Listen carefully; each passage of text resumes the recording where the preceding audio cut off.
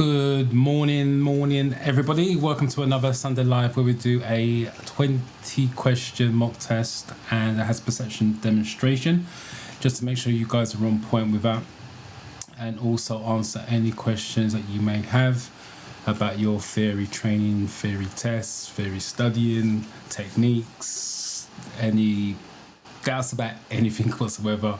I'll attempt to answer it live, personal to you. That's why I go live. So you can ask your personal questions rather than searching the YouTube for a generic answer. Also, if you've got any questions about your driving lessons and driving test, then feel free to put that in the comment section as well, your questions in the comment section.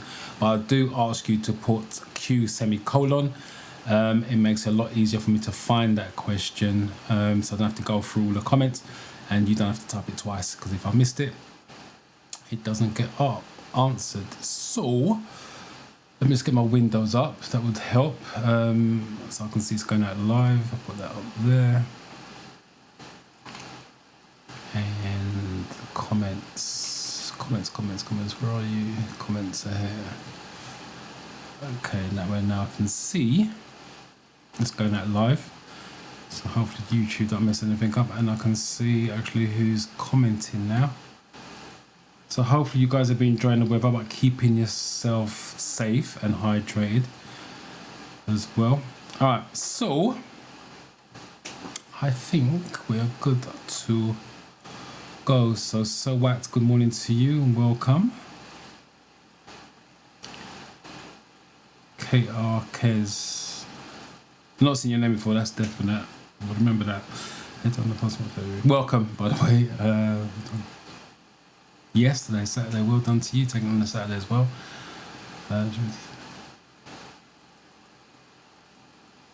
You are welcome, and thank you for coming to the live session and let me know that you pass. It means a lot, because it means what I'm doing is working. For the ones who are failing, it's not good news, but just means I've got to try a little bit harder to get the point across. So it's good to get the feedback on it. So thank you very much. Because if you're still here, let me know what you're going to do next. Are you looking to now move on to driving lessons? If you're doing the driving lessons already, are you now looking to pass? You are looking to pass your driving test, but are you looking to take a driving test anytime soon? So let me know what your next steps are, because you'd be surprised the amount of people actually pass their theory test, sit on it, and then 2 years pass really quickly, and they're trying to cram everything in before it finishes, or they've now got to resit it. Sorry, D, good morning to you and welcome. Fresh Faith fellow, nice to see you back again. Hopefully you're well. Mary, good morning to you. Risha, good morning. And you passed. Well done to you. Congratulations. Again, same thing. If you're still here, let me know what you're looking to do next. Driving lessons or do a driving test as soon as you can find one. Mini Prime, good. Welcome back, by the way. I am definitely doing well.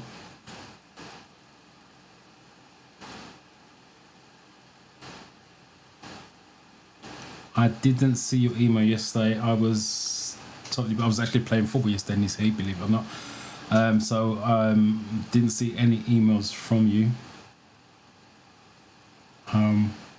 Happy birthday to your brother, by the way. Just wish him a very happy birthday, and hopefully all goes well, whatever you guys got planned for him.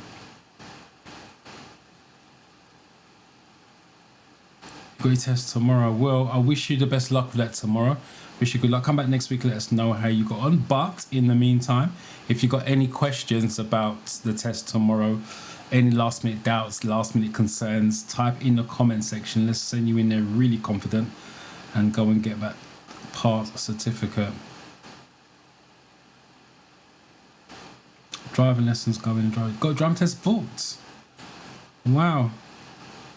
Wasting no time whatsoever. When's the driving test roughly? Don't tell me exactly when. Just roughly when it is. A month from now, 2 months from now. That'd be interesting. And what part of the country you taking the test in? I always like to know where you guys coming from. Glasgow seems the common area for this channel, which is really weird in Scotland. Gonna finish the last year of uni, more important, and then take the practical. What I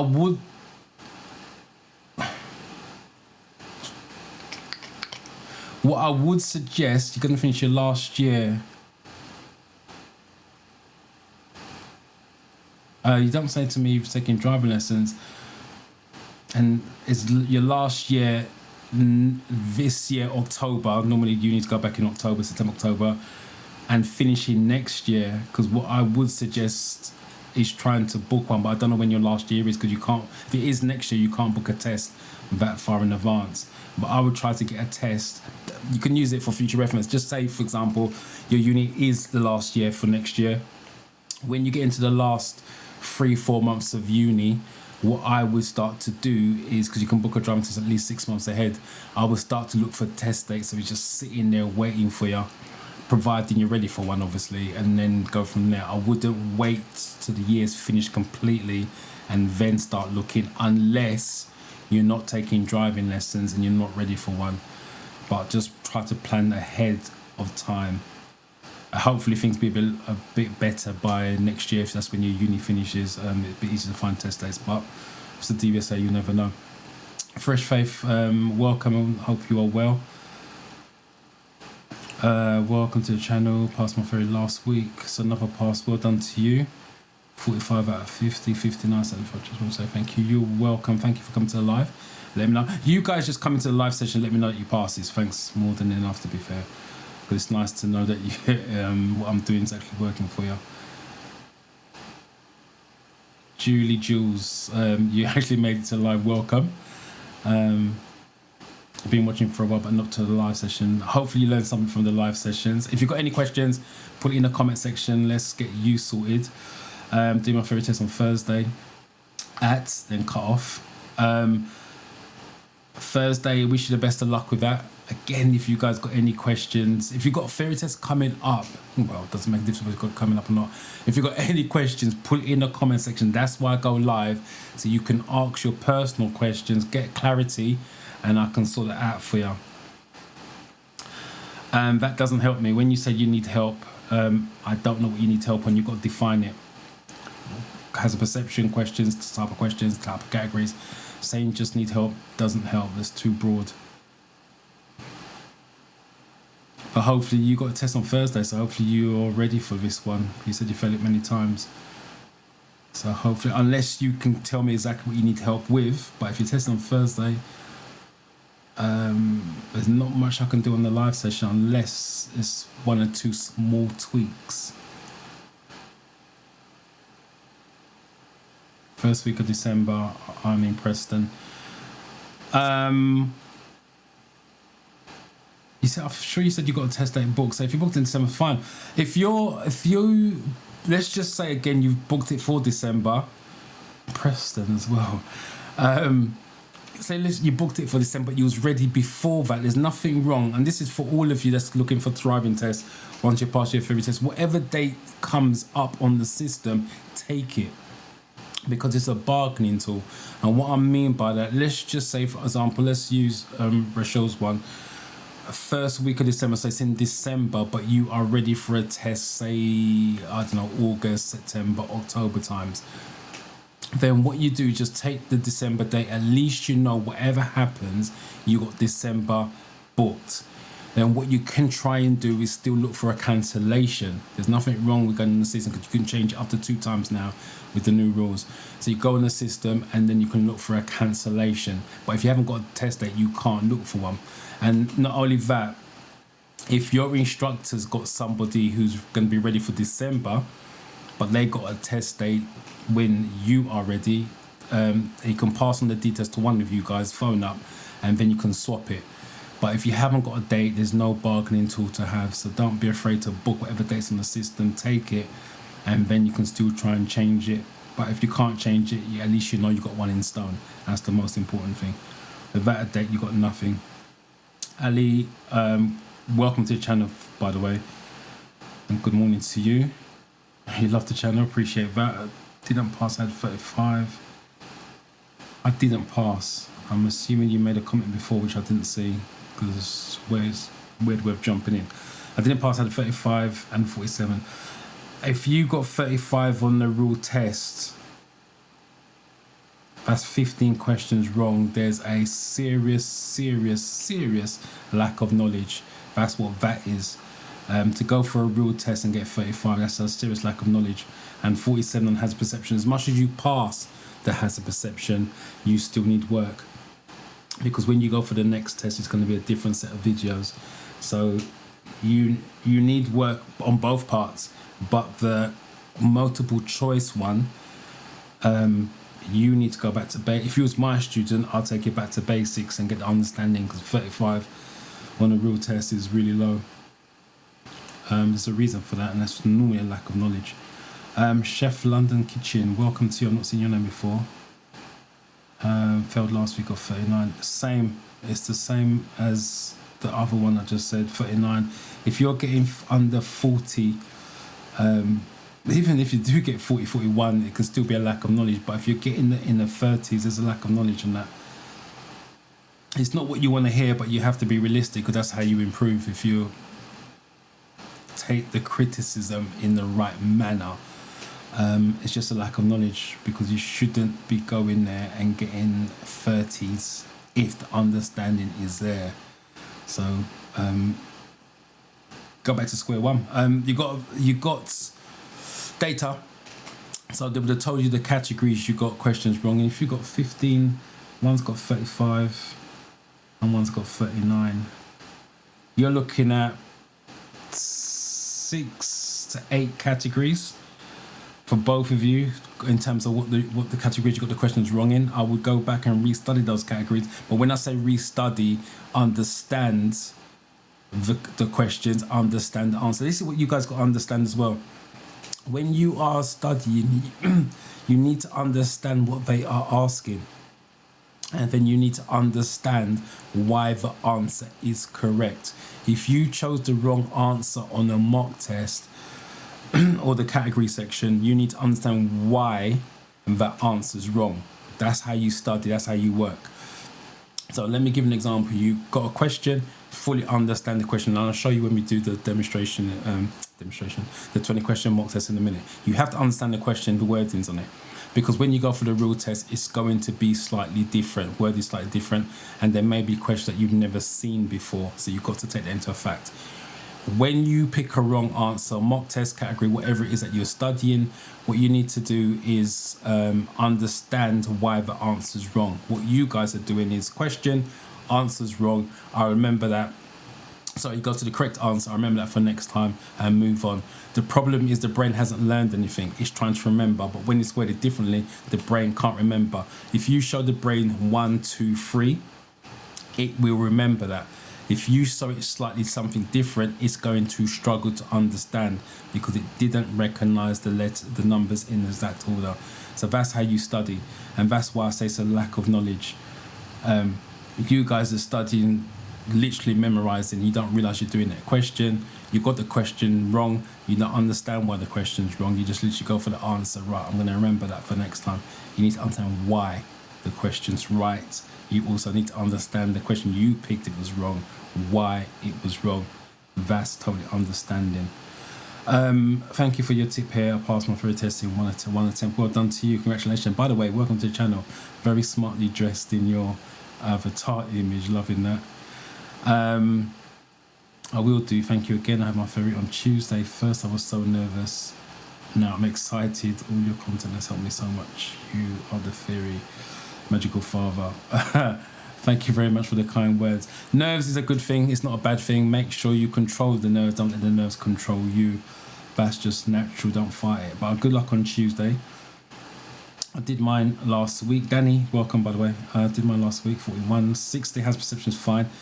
Don't have to worry about that. 41 again, 9 questions wrong. That would be about 5 categories, give or take. Again, same what I said to the others. Data, lack of knowledge. Just brush up on the categories and restudy. How easy is it to get an ADI part 1 exam soon? The exams, the theory test part of the training and for driving lessons isn't that difficult. to be honest, it's not like the same waiting times. The waiting times at this time of year would be slightly longer than normal because colleges, schools are breaking up, and those kids will want to take their driving test before they go back to college, school, uni, whatever it is. So summer is the busiest time of the year, but it's nowhere as long as a driving test waiting time. But I wish you the luck with your ADI part 1. The one thing I will add as well, because you're here, let me just tell you the difference. What I'm doing and on my channel is mainly for learner drivers. Don't get me wrong, you can learn stuff for your ADI, but the ADI exam or the theory side of it, it's harder and the questions are slightly different as well. But what I would suggest you do, Ali, is jump on, if the app that I suggest you guys use is Driving Test Success. I always recommend that. Love the app. It's easy to use, interface is friendly. Go into the settings and change the questions to ADI questions, and then obviously you'll get the questions for your exam. Your exam's a lot harder, and there's other questions related to driving lessons and all the rest of it in there. So you can use my channel for the basic stuff, but you're gonna have to take it to the next level to for the driving side of it. But study for that because your marking is different. I believe it's, cause I've done mine so long ago, 4 sections. I'm sorry, I want to just throw this up on screen. It's 4 sections or bands, A, B, C, D. You have to get 85% in all 4 bands and 85% overall. So it's not a case of getting X out of 100, for example, because your questions are 100 questions. So make sure your knowledge is up there, because you're going to use that knowledge to pass into your students and for the driving lessons. So your knowledge has to be a lot deeper and a lot stronger. Right, let me just do a quick overview and then we'll crack on. Multiple choice questions. So the way the theory test is done, 50 questions, as most of you should know. I'll repeat what I said earlier on in this session before we got going. I'll say this every week because I still had students. I had one of my own students fail. She was like shocked. New student of driving lessons, and she was shocked, even though I told her on the driving lessons that questions are going to be different. They're going to be worded slightly differently, and questions you've never seen before. So you've got to take that into account. The apps are sampled questions. They are not the real questions. It's just to give you an idea of what they're asking and what they're looking for. This is where the understanding comes in. So just be very careful on that. If you didn't know, your categories, the 50 questions are made up of 14 different categories. So that's why if you ever see my videos, I always say study the categories individually, because you don't know how your 50 questions is going to be made up. You have 57 minutes in total to do the questions side of it, which is more than enough time if you study. Some of you are still doing your test in 15-20 minutes. The outcome normally with that is a fail, because you need to read the question, read the answers, break it down, look for clues if you're not sure. You can't do that with a positive outcome in 15-20 minutes. Hazard perception. Once you've done the questions, you move into hazard perception. It's 14 videos overall. 13 of those have single hazards. Score maximum of 5. One of them's got a double, 2 5s. You need to score 44 out of 75. Your average across the board when you finish has to be 3 or more. If it's less than 3, you're going to fail. But obviously you won't know what the average is. But when you're studying at home, you'll have a rough idea of whether you're getting 4s and 5s or 3s and 2s. Some of the questions are common sense. If you don't know what the answer is, use a little bit of common sense. I use this all the time. A student didn't know a question, or my student didn't know a question, and she chose the worst possible answer using a mobile phone. You know you can't use a mobile phone while the car's in motion. So you're choosing an answer that can never be correct. So use common sense on some of the answers as well. But what they're looking for overall, if common sense doesn't come into play, safety and a controlled outcome of given situation, which is normally your motorway questions and your first aid questions. And because the reason why it's safety and control, that's what the driving test is about. Safety and control. Deliver safe drive, controlled drive on your driving test, and you're passing all day long. If you do struggle with the theory, I do run a 30-day study camp. As much as it's 30-day study camp, that's what it's called. 30 days is a sweet spot for studying if you're studying on a regular basis. So if you're studying every other day, every day, 30 days is the sweet spot. Why? Because there's only 774 questions in the app. If you was to go for 2 months, 3 months studying on a serious level, you're going to exhaust all the questions, and then the questions become familiar. Now that's a memorizing exercise.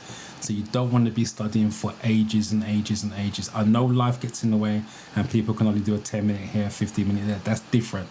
But if you're studying on a regular basis, you're going to exhaust the questions at some point, and then it becomes a memorizing exercise, not deliberately. This is the brain seen that question so many times. Know what the answer is automatic, so learning does not take place. So you don't want to be spending 2 to 3 to 4 months studying for something that you can knock out within a couple of weeks, to be honest. I'll guide you in that camp as well, and we do have live review sessions, which we got one at 1 o'clock today. So that is that. So let me start the mock test if I share my screen. So this was at the beginning. So your number one, first of all, let's just, question number is 1. So please put the question number 1. You're in a built-up area at night. The road is well lit. Why should you use dipped headlights? This is where the understanding comes in. That's why they use questions like why. They're trying to get you to understand why the lights are important. So if you think it's A is the answer, this is A, this is B. So A and B is on the top line for those of you that are new. C and D is on the bottom line. So if you think it's A, please put question number 1 and then the letter of choice. The reason why there's a delay between me and YouTube and you and YouTube. Always want to make sure we are on the same page. I'm going to remove that. I'm just trying to get my markers up so I can mark stuff on screen so you guys can see. Let me move that out of the way. So now that's bigger, and I should be able to mark on screen. Yeah. So if I need to mark anything, show anything, you guys can see it. Right, I'll keep going through the comments. Remember, if you've got a question, please put a Q semicolon. It makes it easier to find. D, all the best to us mines tomorrow. Wish you luck with that. D. Did mine yesterday, 35. I guess I have to brush up on my try. Not brush up, you need to go back to basics. As I said, it's lack of understanding. Has perceptions fine, 54. It's the questions you need to not brush up on, I'll just use that word. You need to understand. If you go in there and you're getting 35, that's a lack of understanding. Brushing up ain't going to solve that. You need to go back and understand the questions, understand why the answer's the correct answer. Yes, you are right. I have 2 paid applications for practice. For the mock test, I did 49 marks, but in the following exam, I got less or failed because the question was difficult and toughest to understand. I'm going to agree and disagree with that. Let me explain why. You got 2 paid applications. As long as you're paying for the app, most of them are $4.99, so it makes no difference which app you use. I recommend Driving Test Success. Why? I just think it's easier to use. I must admit, I've been using it for God knows how many years now. I have not gone back and looked at the others. I know the DVSA have improved theirs, and I'm assuming over time the others have improved this. At some point, I do need to go back and look to see if the Driving Test Success is the best. It makes no difference what app you use. Why? Because they're paid, which means they are licensed. For them to have to charge you money, they have to be licensed by the DVSA. The DVSA are the one who releases the questions to put into those apps. Regardless of what app you use, the questions are always the same.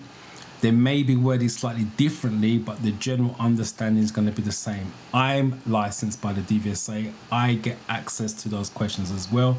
That's why I can use the questions in my videos and on my live streams without getting copyrighted and all the rest of it. The questions and answers are the same, literally. It still goes back to you understanding, regardless of what app you use. So that's where it comes down to. Yes, it's possible to get 48s, 49s, 50s on your mock test. As I said before, because the brain recognized the question, the brain recognized the answer, but it didn't understand it. So when you go for the real test, this is where I disagree, because you said the questions were difficult and tough. As they're not. If you understand the question, they're not difficult, they're easy. The reason why they're difficult and tough, because you didn't understand it. That's the difference. And as I said, if you understand the questions in the app, understand the answers in the app, it makes no difference how they word it, because the understanding's there, which means you're going to get to the correct answer. So that's where I kind of agree with one thing you said, but disagree with the questions are difficult and tough. What amount of time would you recommend before doing another test with 41? I can't answer that because I don't know why you got the questions wrong. There's reasons why people get questions wrong. It's kind of easy for me to say, oh, you got 41 out of 50, just do the categories. You got 9 questions wrong. That's how you have to look at it. Most people will look at that. Other people that you will go to will turn around and say, oh, you missed it by 2. Just brush up and go and take it again. You got 9 questions wrong. I don't know what 9 questions. There's no way you're going to know what 9 questions you got wrong either, but you know what the categories are. So I can't answer that. All I can say to you is at least you got data, which if you got 41 out of 50, you're looking at about 5 different categories you would have got questions wrong in. I would definitely go back and revisit those 5 categories, because when you go back for the next test, it's going to be a different set of 50 questions as well. So I can't answer that. Only you can. If you can remember some of the questions and kind of the options that you may have chose, then that would give you a better idea. Because if you can ask me those, and I can give you a similar answer, and you can say, oh yeah, didn't think of that, blah blah blah. In that sense, that's how I get to know what type of questions are in the real test, because I ask my students that. They tend to remember some of the questions, and then I can understand why they got it wrong. So yeah, and answer your question, I can't answer that. You just be realistic, but just don't go around booking it what more people do. I missed it by 1, I'll book it for next week. The outcome's still going to be the same next week. How many hours do we study to pass for the first time? Let me come back to that. Let me just do the number 1 answer first. So let's find the ones. I'm going to put this up, Chef London. And the reason why, because we're on the first question, so I know. In fact, you only put 1, you didn't put a letter.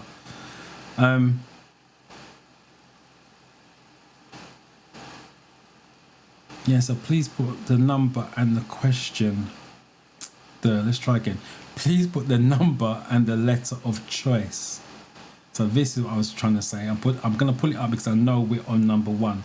But once we move on to number 2, I can't put it up because I don't know if you're answering the first question, second question, or any other questions.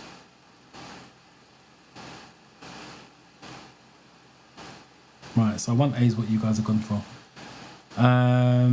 So that you can be easily seen by others. Yeah, if they ask the question, why did so-and-so turn the lights on? It's to see and to be seen. There's no other reason why you turn your lights on. It's to see and to be seen from a distance. I'll also give you another little tip as well.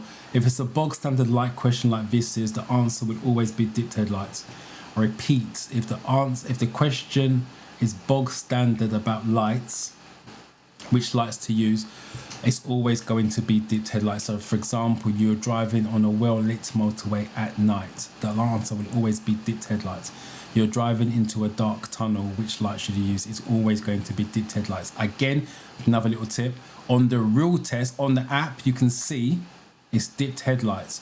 On the real test, they may take away the dipped and put headlights. I had a student fail one of the questions because they didn't realize they was looking for dipped headlights and didn't realize headlights and dipped headlights are the same thing. This is where I go back to understanding, because if she understood about lights, she would understand dipped headlights and headlights are the same set of lights. It's like parking lights and side lights are the same set of lights, they're no different.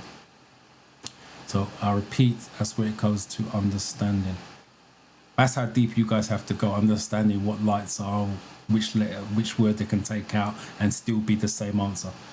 Number 2, you're at a scene of an incident. How could you help someone who's suffering from shock? Right,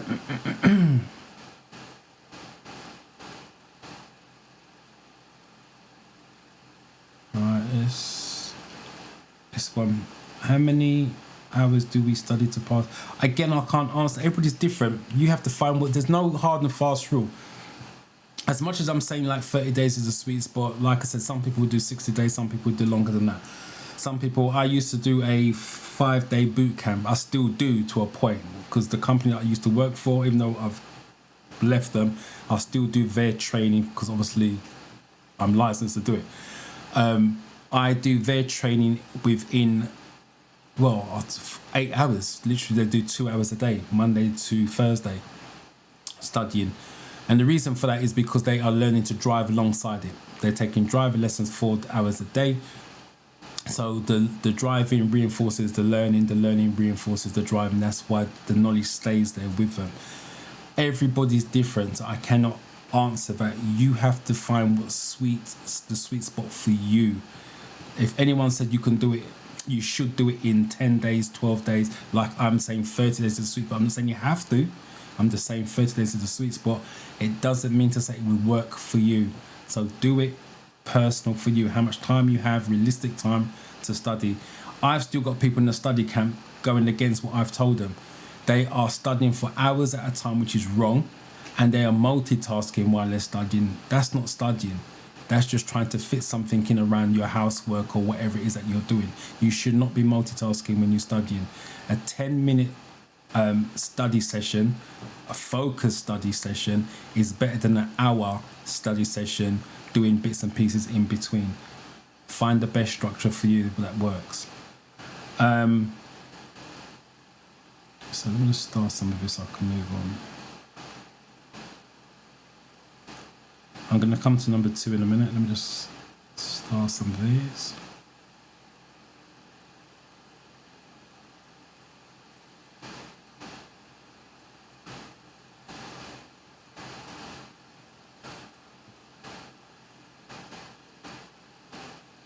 Right, number 2.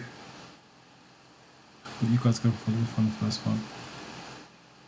I've got a D here.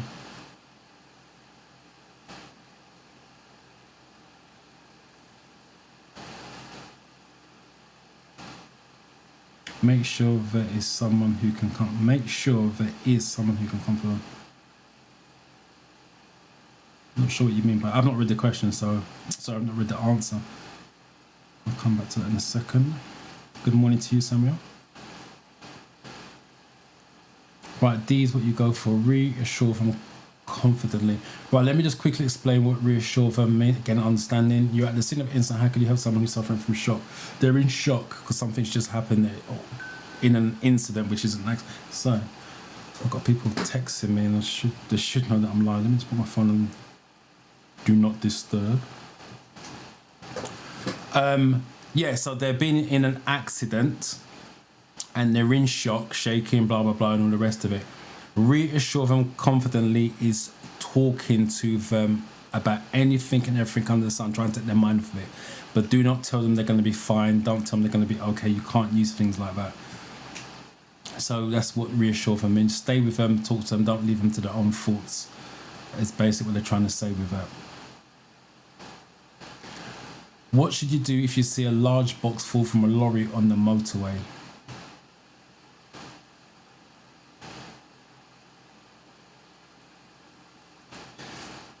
Right, why are you allowed to take your seatbelt off when reversing? Why are you allowed to take your seatbelt off when reversing? There's lots of little reasons why. First of all, it gives you a better twist in your seat because you should be looking over your shoulders when you turn. So if you've got a mobility issue, taking off your seatbelt can help with that. Secondly, you're going slowly. So if you do have an accident, you're not going to go through the windscreen and the airbag will not be activated. So that's the reason why you can take your seatbelt off. Just remember to put it back on when you're driving forwards. There's another one as well on the real tests. When can you drive without a seatbelt? Is when you're exempt. So if you've got a doctor's certificate to say you don't have to wear a seatbelt, that's the other option on the real test as well. Good morning to you, Anya. I passed my theory test. Well done to you for passing. 48. Missed it by 2. Well done. 65. High score. Did my practical in August. Well done to you. Got a test in August. I'm going for auto, but I hear it isn't a full license. That manual is a full license. Please, is that true? A full license is a full license. Once you pass your driving test, it's full. There's restrictions on auto that there isn't on the manual. So once you pass your driving test in an automatic, it's a full license. Whoever's telling you that is not telling the truth. The difference is with automatic, you cannot drive a manual car. So you're stuck with automatic until your dying days, or you decide to upgrade to another driving test, which is passing the manual. The reason why automatic only has 2 pedals and manual has 3. When you pass in a manual car, you can drive manual and automatic, but automatic you don't have to transfer, but it still classes a full license. There's nothing wrong with that. Steph, good morning. Steph for Crystal. I've not seen your name before, so welcome to the channel. Thank you so much. I passed my first on Tuesday. Congratulations on passing. Thank you for coming to the live session. Let me know. Got my test tomorrow, Prince.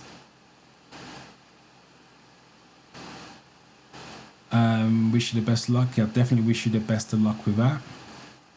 Tomorrow, Monday. Yeah, definitely wish you the luck with that. Again, come back next week. Let me know how you get on.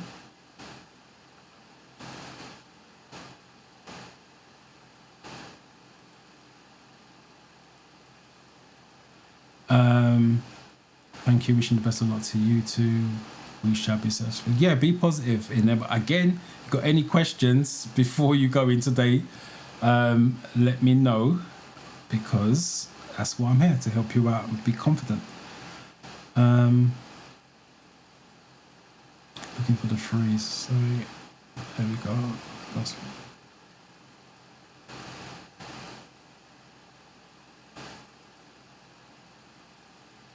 So you're all going for C.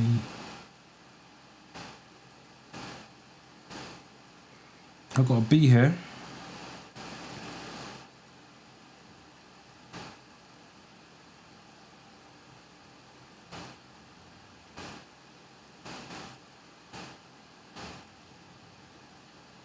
Again, would you not just ignore it and continue driving?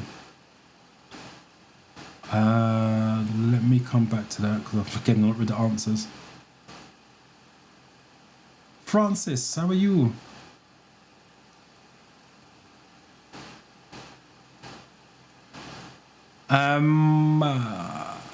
Free C. Go to the next emergency phone and report it. Report. Yeah, that's what you want to do. It's on a motorway, 70 miles an hour. It's about keeping as much as driving is about keeping yourself safe, it's trying to keep other people safe. So if the lorries drop the box, and you've seen it, report it, and then they will do what they need to do to either close it down, reduce speed limits, so the traffic officers can get there and remove the box from the carriageway. If nobody reports it, no one knows. So people are still doing 70 miles an hour trying to swerve around the box. And once you report it, they know it, they can now do what they need to do, because they can reduce the speed limits live while you're driving on the motorway. And again, that's another question. What a smart motorway? Smart motorways is digital information for drivers, where they can show you signs, change the speed limits live while you are driving. What does this solid white line at the side of the road mean?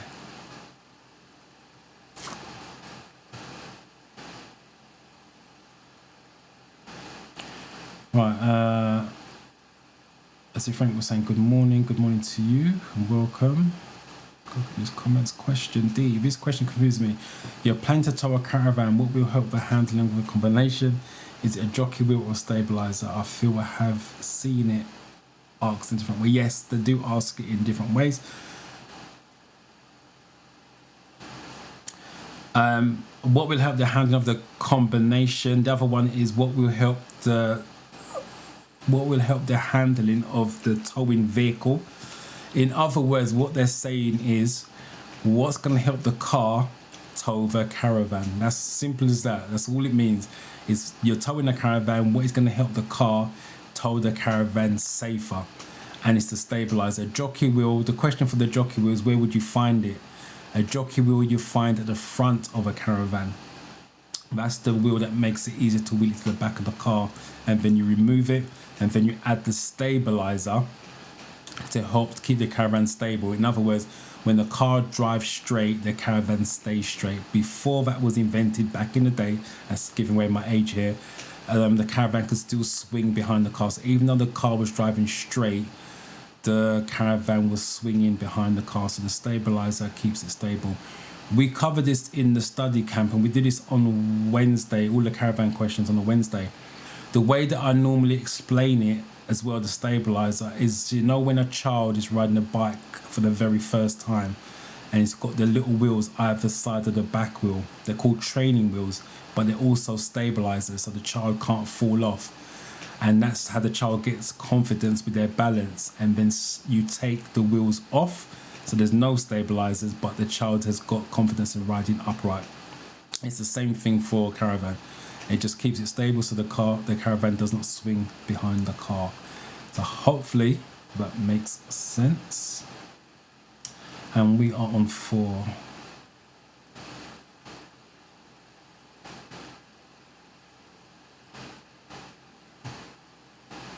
I've seen some of your comments asking me stuff, so I will get to it. I've starred them. I will work my way through it, so I'm not ignoring you.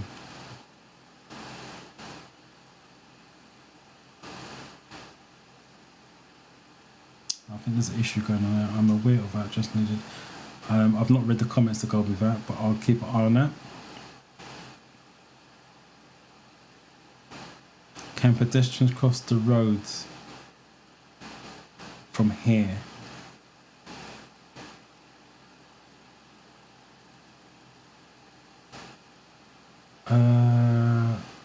So I'm missing something here. Hold on one second. That's what you try to do when you get multitasking.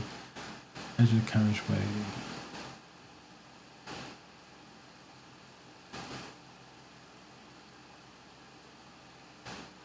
The caravan question parts are somewhat confusing. What do you require to understand? What do you require to understand from this? I'm not sure what you mean by that question. The caravan question parts are somewhat confusing. I'm not understanding why it's confusing. And what do you require to understand from it? Let me just keep it simple. The reason why I'm asking caravan question, once you pass your driving test, you can tow stuff. That's the reason why it's in there. And you can actually tow stuff without training. So that's the reason why it's in there. They're not confusing. They're not confusing. That's the only thing I can say. If you understand the question, it can't be confusing. But yeah, that's the reason why they're in there. All right, sorry, you guys have gone for 4C. There was a 4D on there. And I think the question was what? Can pedestrians cross the road from here? D, footpath. Right, let me just quickly explain this. As the question says, what does the solid white line at the side of the road mean? Again, we cover this on Tuesday when we do road markings on the camp.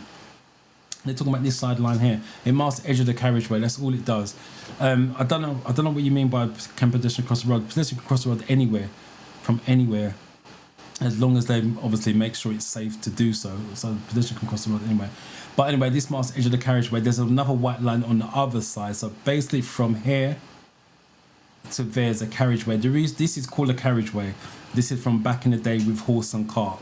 That's where the carriage comes from. So it's called a carriageway. So it marks the edge of the carriageway. So technically, you should not be driving over the white line with that one. That's all it means.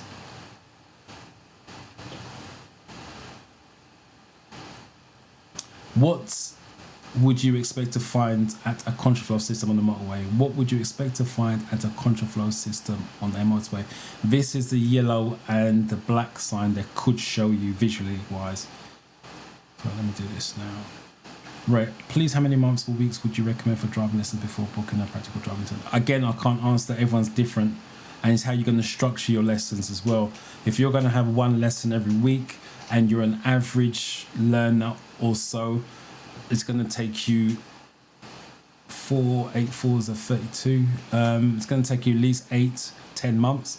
If you're doing 2 hours a week, then you can be doing it in 4 months. But it also depends how quick you learn, how you absorb the information, whether you suffer from anxiety, nerves, panic, blah, blah, blah. There's too many variables that's in there that I can't answer, especially without seeing you drive.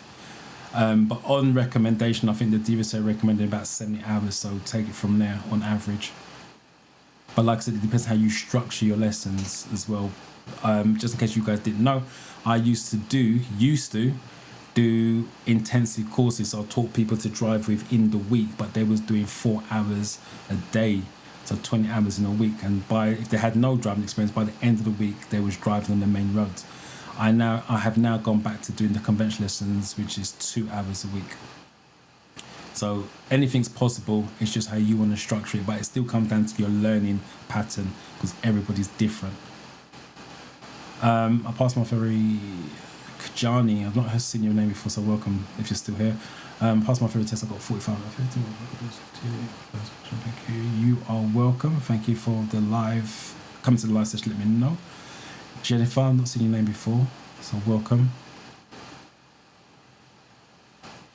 Hi, Dora, my exams is coming up on the 2nd of July. That's just around the corner, isn't it? This week, I believe. I don't know how I feel about it. You don't need to know how you feel about it. You just need to make sure you got the knowledge. Some people are excited, some people are nervous, some people panic.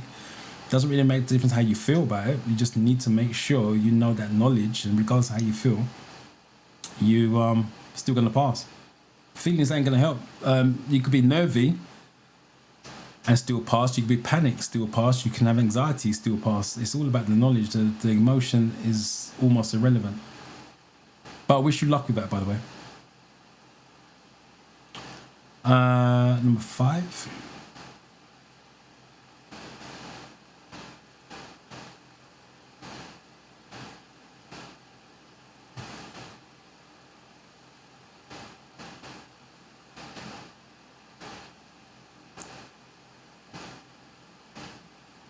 Remember, if you guys got questions, type them in and I will get to it eventually.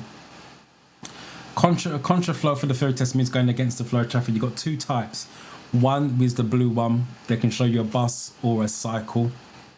It's contras going against. So it's contra flow bus lane, contra flow cycle lane. They're asking you about the motorway one here, which if they're going to show you the visual image, it's a yellow and black sign, but it's going against the flow of traffic. That's what contra flow means.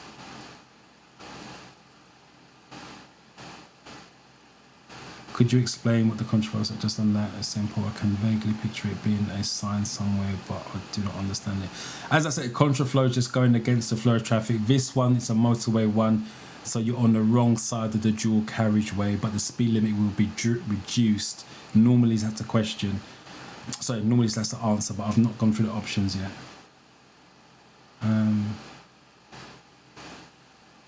Let me come back to that one. And I got 5A as the last one here. So what options do they give you? What do you expect?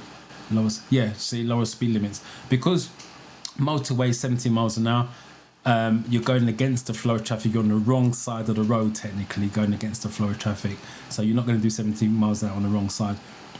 The other options, they can ask you, same question, the other options on the real test is choose your lanes early or drive a safe distance, because obviously it's going to be a lot tighter because it's road work. So choose your lanes early or drive to a safe distance, drive to a safe speed are the other options. I repeat, this is why the understanding is crucial, and this is understanding what a contraflow system is, which most of you have asked.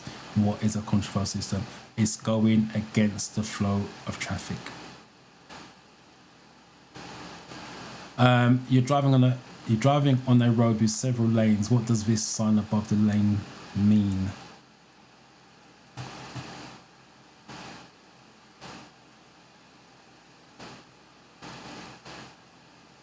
Right. Choose my little luggage.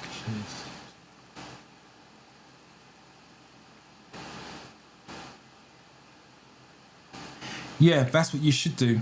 But a lot of people don't. They try to remember, and that's why I keep saying it comes back down to memorization. You should have notepad and pen if that's your thing of choice, or if you can type really quick on the phone or whatever it is. Make notes of words you do not understand, because ideally what you want to do is type those words into AI or Google and get the full explanation, or bring it to a Sunday live session and I'll answer it the best I can. But you should be making down notes of the words you are struggling, because the words are crucial. This is where I go back to what I'm saying, understanding. As much as you want to understand the question, you need to understand the words they are using, because if they substitute the words on the app, on the real test, the understanding is still going to be there. That's crucial. So thanks for sharing that, Julie. I appreciate that. STK, welcome. I bought 2020 book.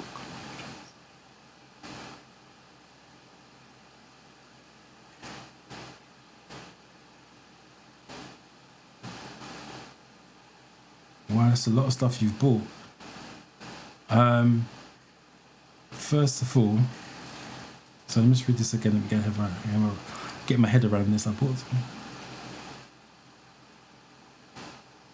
That's a lot of stuff. What's the best study method? Again, the best study method is down to you personally. I don't know you, so I don't know what's best for you. Let me use me as an example. You said you bought the highway code book, know your traffic signs, 30-day revision, 30 days theory test revision, UK road flashcards. Well, I don't understand why you bought UK road sign flashcards when you've got know your traffic signs. It's the same thing on Amazon. What's the best method? Right. And let me, like I said, I use myself as an example. I wouldn't buy the highway code book. I've got dyslexia, so me reading the highway code book would make learning very, very difficult. I'm more visual. So unless I know what the highway code is, because obviously I studied that because I need it for my job. But my point I'm making is, if it hasn't got a lot of pictures in there, I'm going to be blunt. If it hasn't got a lot of pictures in there, I'm not interested. If it's just pure words, I'm struggling. But that's me. You may be a book person, so that works for you. But the way you've gone around studying, that wouldn't work for me. So you have to find the best way for you. If I knew you, I can talk to you, I get to know you, and then I can guide you the best way. That's why I have the study camp, because I get to talk to my students in there through Zoom. So I can guide them personally. But like I said, I don't know, you got to find the best way for you. I will give you a little tip though. If you bought the driving test success app, it's got all that stuff in there. That's why I said driving test success. $4.99 is what it costs. You wouldn't have to buy the highway code. It's got it built in. That's why it's called 4-in-1. It's got hazard perception, theory test. It's got your road signs. It's got the highway code, 4-in-1. So you would have saved yourself a lot of money, and it's all on your phone. So when you're out and about, got 5 minutes to spare, boom, dive into your phone. I'm going to carry all this stuff around with you. But if that works for you, there's nothing wrong with it. I'm not going to... If it gets you from A to B, there's nothing wrong with it. That's all that matters. So you have to do you, is basically what I'm saying. It's from the sixes.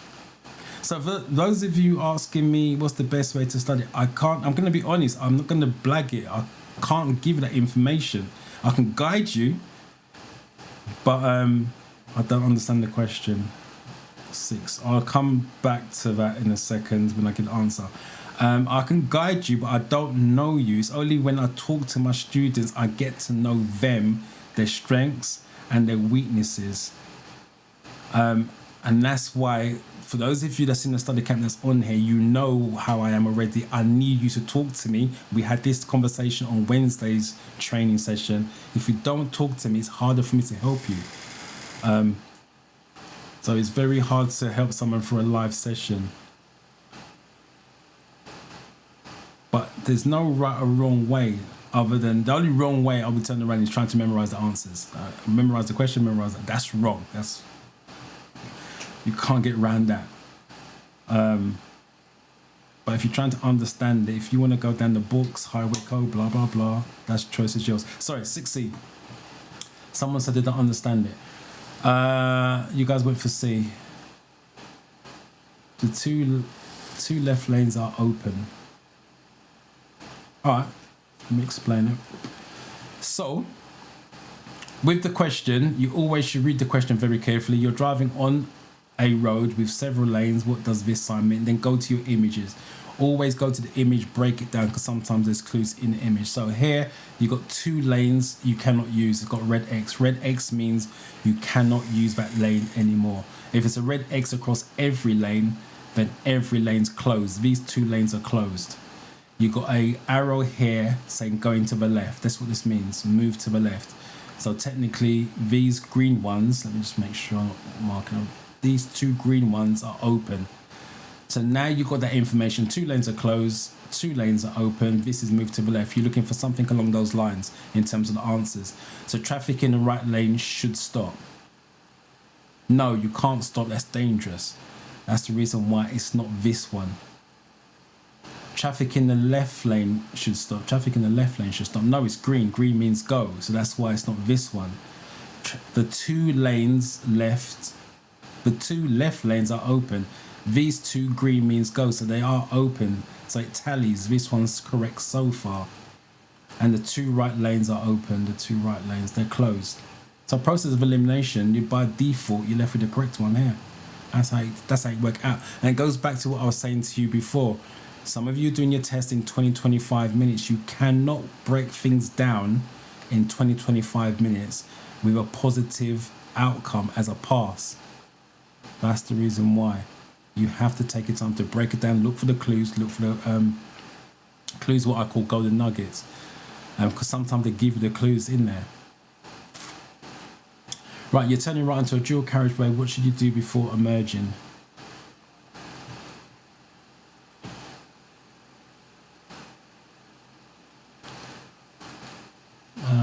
Again, you guys having a conversation, which is good. Right, let me finish the comments here. Right, this week was interesting.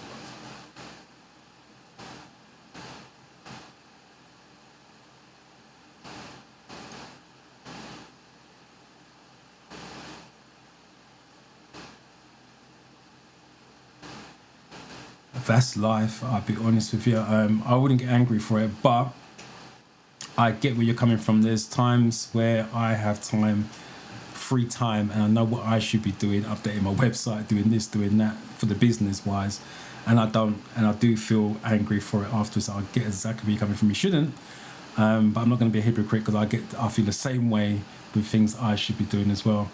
I need to update my slides for my theory training. I haven't done that yet, and I've been saying that for the last couple of weeks. Yeah, so I get where you're coming from with that. Is deep headlights also a full headlight?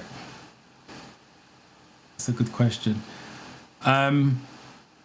Be careful with the wording. Full headlights could mean the same as a dipped headlight, or they could say full beam. That's a different situation. Full headlight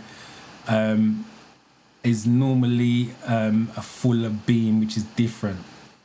So full beam, full headlight is the brightest light possible. Dipped headlights are the same. So let me just say that again, because I think I confused myself, let alone you guys. Dipped headlights and headlights are the same thing. Full headlights, full beam are the brightest lights. That's driving on a country lane with no lighting whatsoever at night. So full headlights, full beam, same thing. Dipped headlights, same thing, but different, if that makes sense.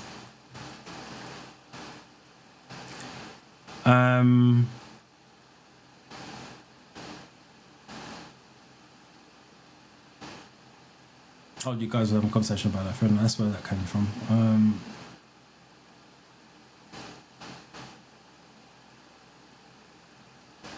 Yeah, that one, you don't want to ignore it because you're trying to help other people to stay safe. So go to the emergency phone, make that phone call.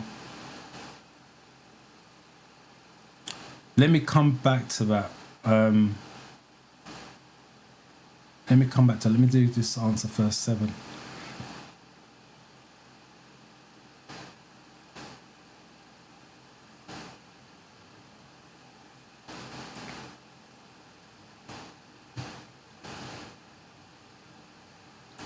Right, you guys are going for B. I've got a C here.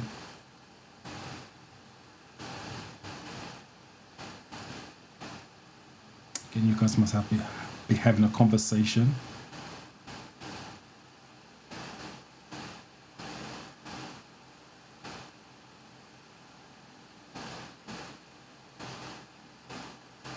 I wouldn't try to be like your friend. Everybody's different. I would just be you, because you learn quicker when it's you rather than trying to be somebody else.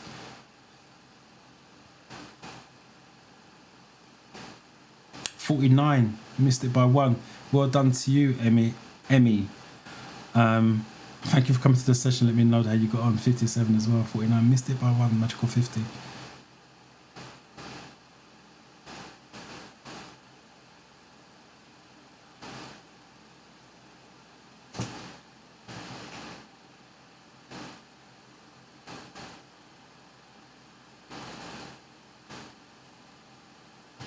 That's interesting. 7B. Yep. Make sure it's wide enough for you to fit. If it isn't, you'll need to check both ways at the same time. Make sure both is clear to the right and clear to the left, and you go without stopping. What part of a car does the law require you to keep in good condition? I've not seen this one in ages. What part of the car does the law require you to keep in good condition?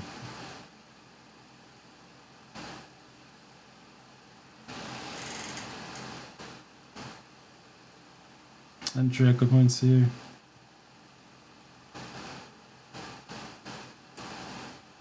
Nothing wrong with watching the replay.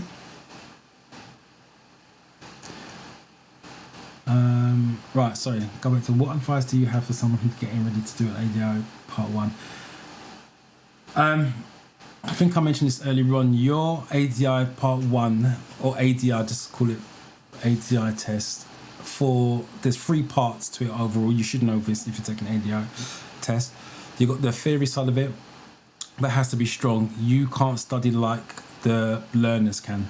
You have to study deep, and there's lots of stuff that you should be reading. Unfortunately, you should be reading the highway code. Someone bought the highway code, but like I said, they learners, it's right in front of me here. So this person bought highway code, traffic signs, 30-day with test revision. I wouldn't buy that one as an ADI, and UK flashcards. The flashcards you can use on your driving lessons. I would recommend those books for ADI. That's what I would recommend. Get those books. There's also a massive book. It's really thick, and I want to say it's the driving instructor essential guide. I think that's what it's called from memory. Driving instructor essential guide. You have to buy that book. There's a lot of reading material for a driving instructor, because you have to have that knowledge. You have to be like a walking encyclopedia, because you have to pass that knowledge on to your students while the car is moving as well. So that's what I would suggest, is that you read up. The app is not going to be enough for you. Can you pass the ADI part 1 with just the app? Yes. Like I said, go into the settings and change the questions from learner to ADI. But your knowledge for your driving side of it, part 2, is going to be weak, and your knowledge for part 3 is going to be weak. You can't afford that, because you can take as many attempts on the part 1, but once you pass part 1, you have to pass within 2 years, and you only get 3 attempts on part 2 and 3 attempts on part 3. You can't keep failing on that. So your knowledge has to be a lot stronger. So there's a lot more studying involved on that. So that's my advice to you. It was a struggle for me, because like I said, I had dyslexia, but it's something I wanted to do. And I didn't have computers back then in terms of internet. That's how old I am. So it's literally reading. I could not jump onto Google and type in XYZ for extra learning. Didn't have AI. So it's slightly easier for you, but your knowledge has to be strong, has to be tight. Number 8. So hopefully that helps you. But there's no shortcut. So you take a shortcut, you're taking a shortcut to failure. Because even if you pass the part 1, part 2 and part 3, you're going to fall down on. Because your knowledge is going to be weak.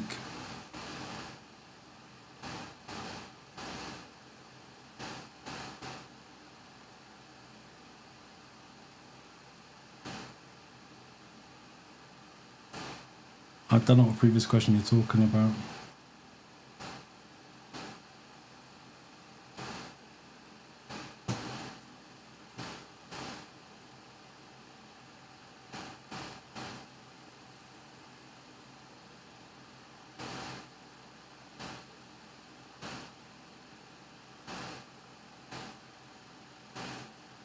Multitasking.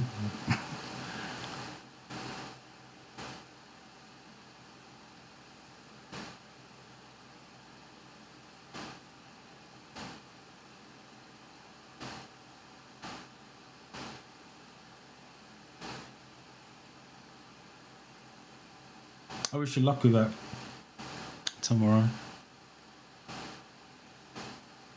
I've got A here. Alright, some of you are going for gearbox. Gearbox and technically transmission is the same thing. One's American, one's UK. And transmission, yeah, I won't go into details. Gearbox and transmission are more the same thing. The question, if you read the question very carefully, what part of the car does the law require you to keep in good condition? Gearbox is not a requirement by law. If the gearbox ain't working properly, you ain't going anywhere. So it does make a difference. The car's not going to be driving, so you ain't going anywhere. It's seatbelts, because I think Jules said it. Julie said it. That's her name, Julie Jules. Said it. Seatbelt saves lives. If you have an accident, the seatbelt stops you from going through the windscreen. So by law, it has to be in good condition. These other stuff will be picked up by MOT, but every 12 months. But like I said, if your gearbox ain't working, you ain't going anywhere anyway. So seatbelts ain't working, you can still drive, but obviously you're not 100% safe. That's the reason why.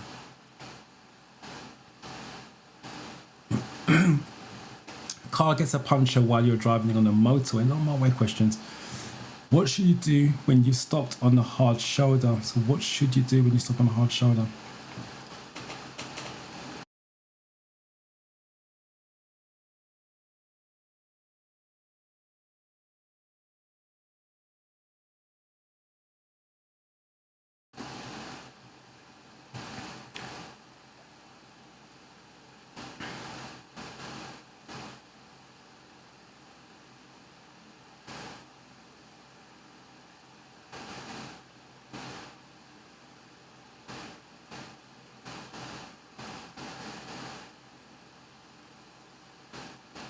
Congratulations. Done the theory, passed your driving test yesterday, Saturday.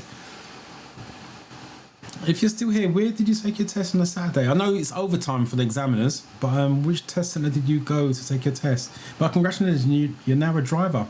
Just keep your nose clean for the next 2 years. You're laughing. Drive safely.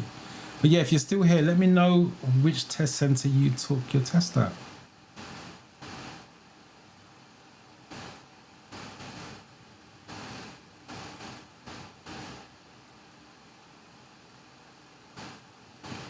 I don't know if you're going to be happy about taking your driving test. Most people are nervous and panicking. But when you pass it, that's when the happy and excitement comes out. But everyone's different.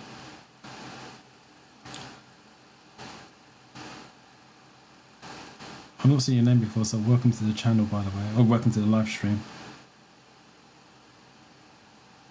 Scored the perfect 50. Well done to you. Congrats. 50 out of 50, also 59 has awareness of smart test user videos. Thank you. Well done to you. Congratulations on passing. Appreciate coming to the live and let me know as well, by the way.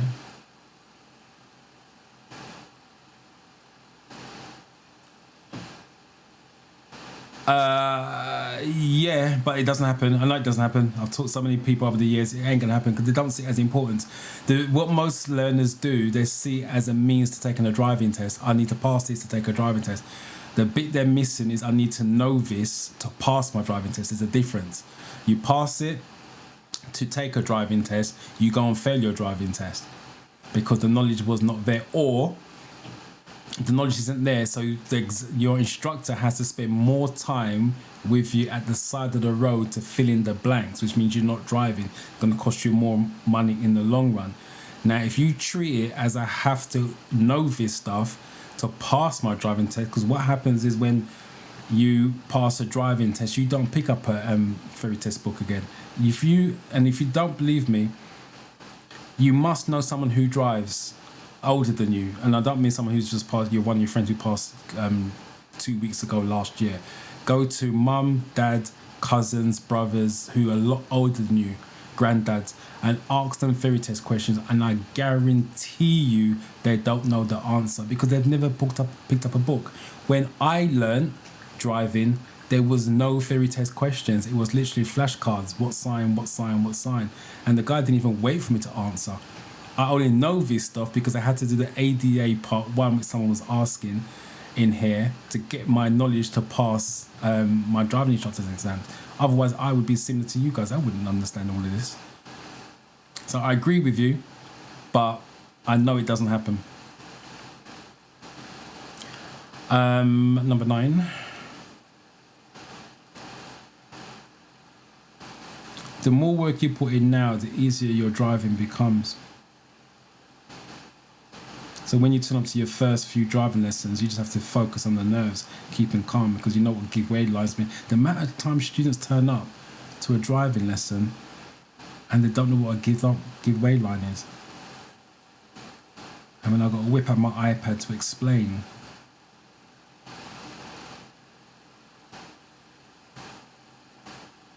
what a give way line is.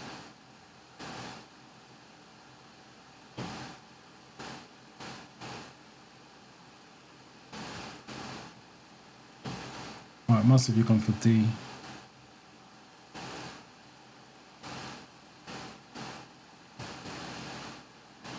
I don't know why I did that. D. Using those. Yeah, you can't change your own tyre on the motorway. You have to call for help. The reason why, because obviously people are driving at 70 miles an hour. If someone hits you at 70 miles an hour while you're changing your tyres, game over. You ain't surviving that. So that's the reason why. Even if you've got a spare, make the phone call. What's the legal minimum depth of tread for car tyres? Where they worded that? What's the legal minimum depth of tread for a car? It should be what's the legal minimum tread depth? Depth of tread is this way. So you see, I'm gonna even with this, the way it's worded. Now, if I was taking my time, obviously I'll take my time to read it, and I'm older than you guys, a lot older, so I got ways and means to work out words when it's making me struggle with my dyslexia. And I'm reading this, and this makes no sense to me. I'm gonna be honest. I'm reading it, and it makes no sense to me. But what I try to, because I've got understanding with it, I flip it for me to understand. It should read, or it reads better for me. What's the legal minimum tread depth? Not depth of tread. So depth of tread throws me, but tread depth doesn't.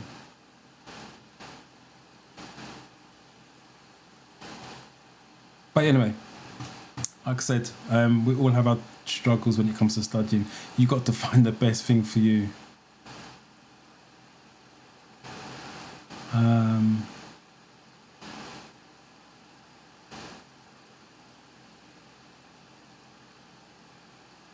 Alright, guys have gone for B. They do.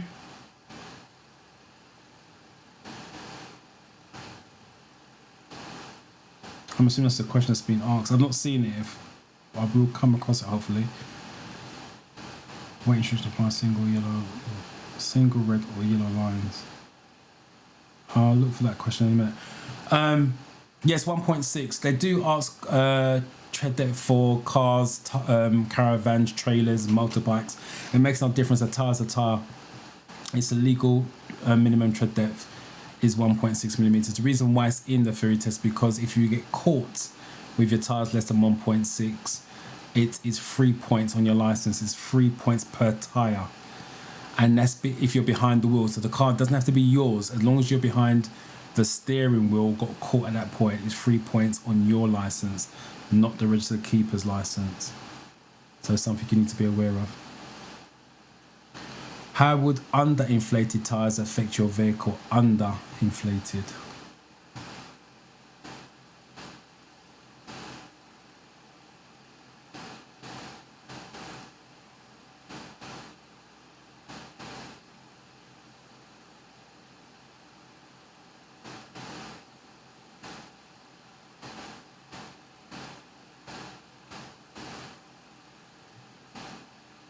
That's going a bit deep. Car parts, engine. If it works, like I said, if it works for you, it's not a problem.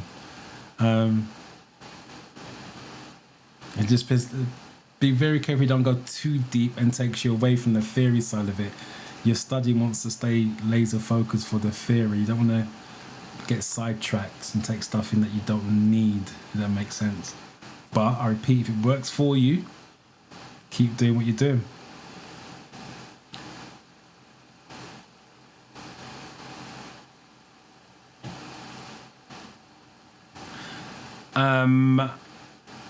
First of all, welcome to the channel. I say channel first because you obviously studied with the channel before. Welcome to the live stream. This is a prime example of what I was saying. I had my theory pass first time 2024 after watching your videos, but they expired before I can get serious, and this is what I'm saying. 2 years goes quickly. You think 2 years is a long time. Before you know it, it's gone, and then you got to take another one. Good luck with it tomorrow. Hopefully you restudied, because the theory test gets updated every 2 years. If you did it in 2024, you're gonna have more first aid questions, defibrillator questions, and ADAS questions, advanced driving assistance systems questions. So hopefully you've brushed up on that. But good luck with it tomorrow. Come back next week and let me know how you got on. You're the very best. Thank you for the kind words. I think I've done that 150 out of 50. Again, I congratulate you on that. What are the things I should look out for when determining a driving instructor to use for my next step of driving lessons? Let me come back to that. It's a bit deep. I'll come back to that.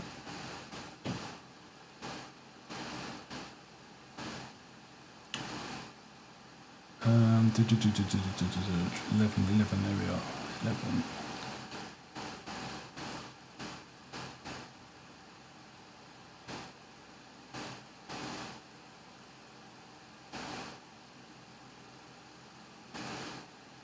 I've got a B here.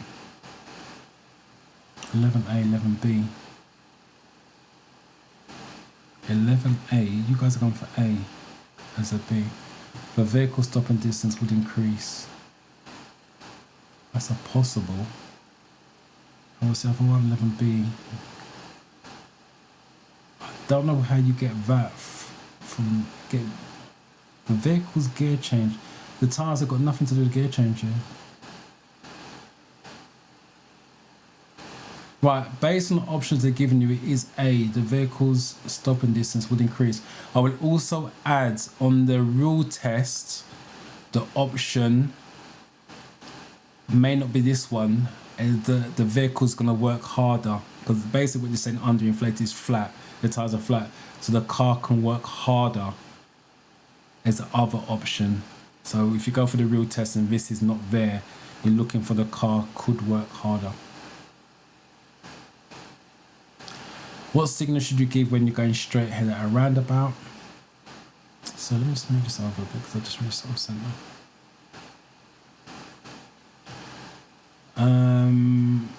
Right, someone's asking about driving instructor. What are the things I should look out for when determining a driving instructor to use for my next step drivers?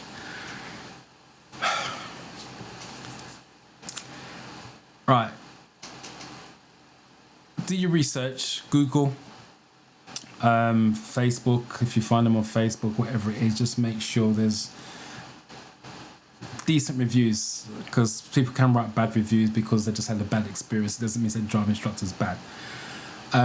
When the instructor turns up, you take your lessons. It's about your personal connection with the instructor.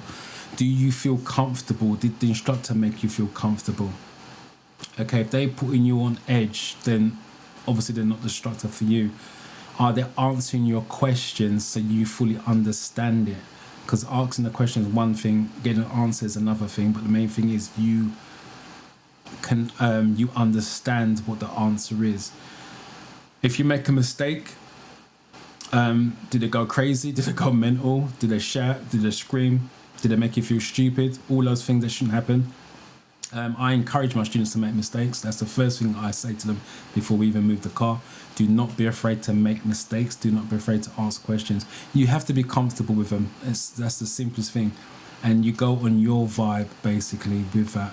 If you're comfortable and you get along with them, hang on to that instructor for dear life, because they're few and far between. And if you're not comfortable, change. It's simple as that. But you should come at your driving lessons, one, buzzing, and two, regardless of how bad the lesson is, because you're not always going to, what's the right word? You're not always going to have a brilliant lesson. It's because you're learning. It's called a learning curve. At some point, you plateau out.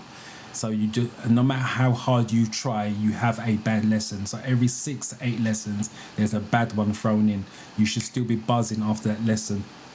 And nothing is too big or small for your instructor to help you out.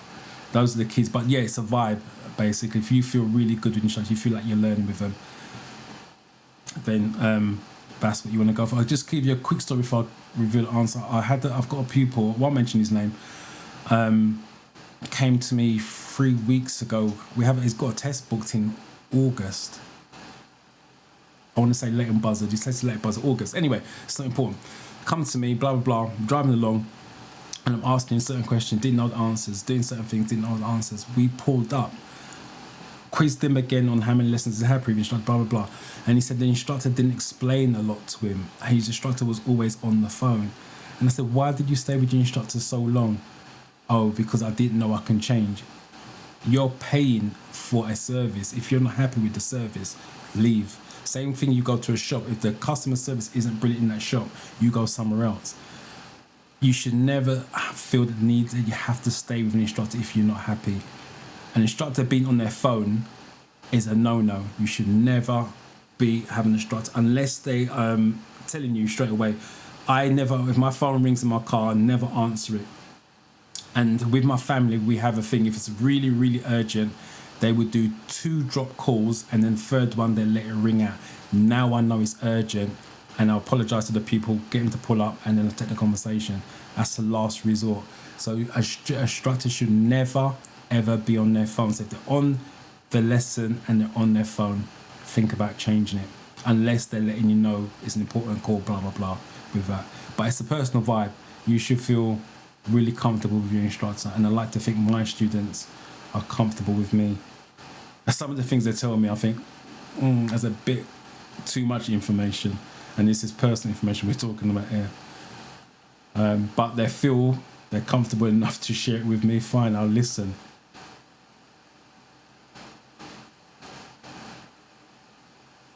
But yeah, you got to be comfortable. Oh, I've got A here. You got to be comfortable.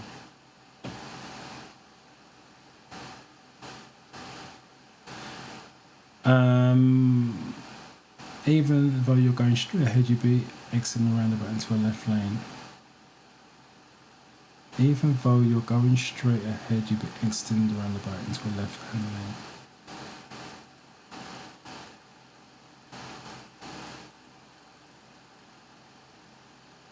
Okay. What's the answer? Someone went for an A. Do not signal at any time. For A. That's a mini roundabout. When they're asked this question, they're talking about a big roundabout. With a mini roundabout, you don't have the signal to come off. So that answer would be true if it's a mini roundabout, but it's a big one. Signal left before leaving the roundabout. Yes, this one. Who was it? Julie, just be careful when you say he's coming off in the left-hand lane. You're coming off to the left. Not all roundabouts have lanes when they come off. That's just me being a driving instructor, by the way. Yeah, not all roundabouts have lanes when you come off. It's a single track road, but you're coming off to the left. There's a better way of wording it. So just be careful with that. What does this sign mean?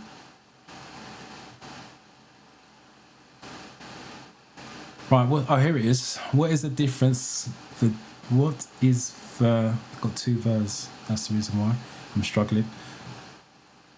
Meaning of 1 red line on the side of the road, 2 red lines side of the road, and who should stop there? Medical personnel, police. I got this question last week. 1 red route. Right. Let me start with 2 red lines. 2 red lines are parking restrictions. Shouldn't be stopping there. There's no tolerance. Even if you've got a disabled badge, you can't stop on the double red lines. That's what that one is. And if it asks you what the red lines are for, it eases congestion, helps traffic flow.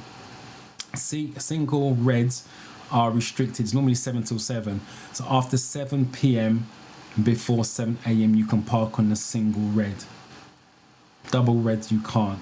And who should stop there? Medical personnel, police. Medical personnel, police can stop there because it's an emergency. Law and order will override everything and anything. So medical personnel, as in ambulance, and police, obviously, as in police, can stop there. So hopefully that answers the question. So let me just repeat. Red routes, double reds, are parking, no parking whatsoever. Red routes are parking, single red lines are parking restriction. They help traffic flow or eases congestion is an answer they can ask you. And who can park there is police or ambulance service crews in terms of medical person. So hopefully that helps you out with that.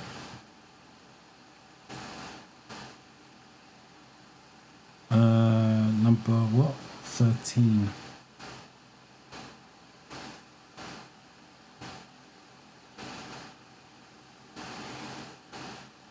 You are welcome.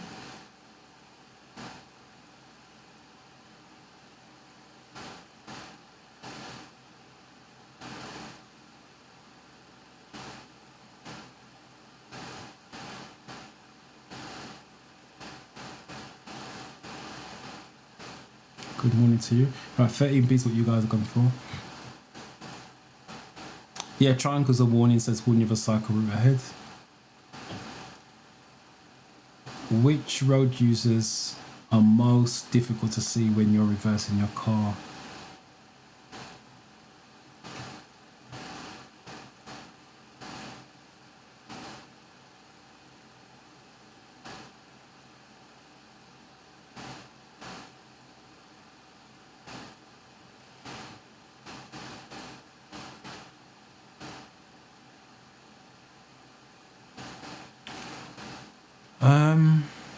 That must be a conversation you guys are having. Practice.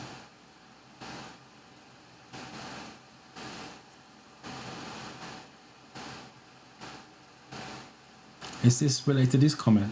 It took me over an hour waiting in the queue to book practical.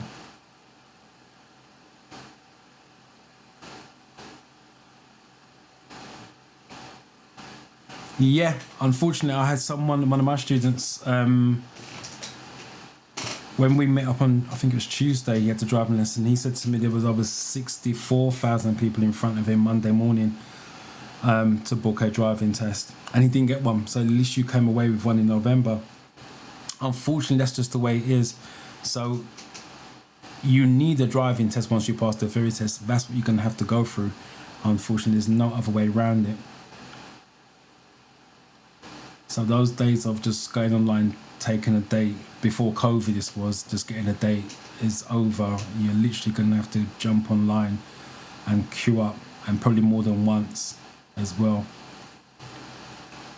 because you don't get through first time.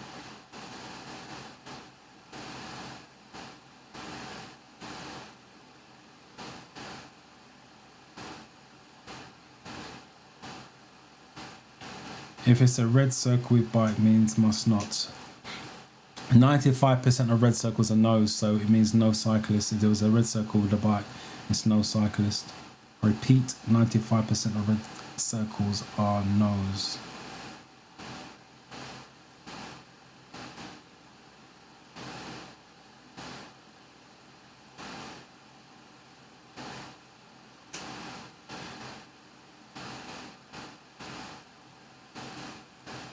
Right, you guys are all going for B on this.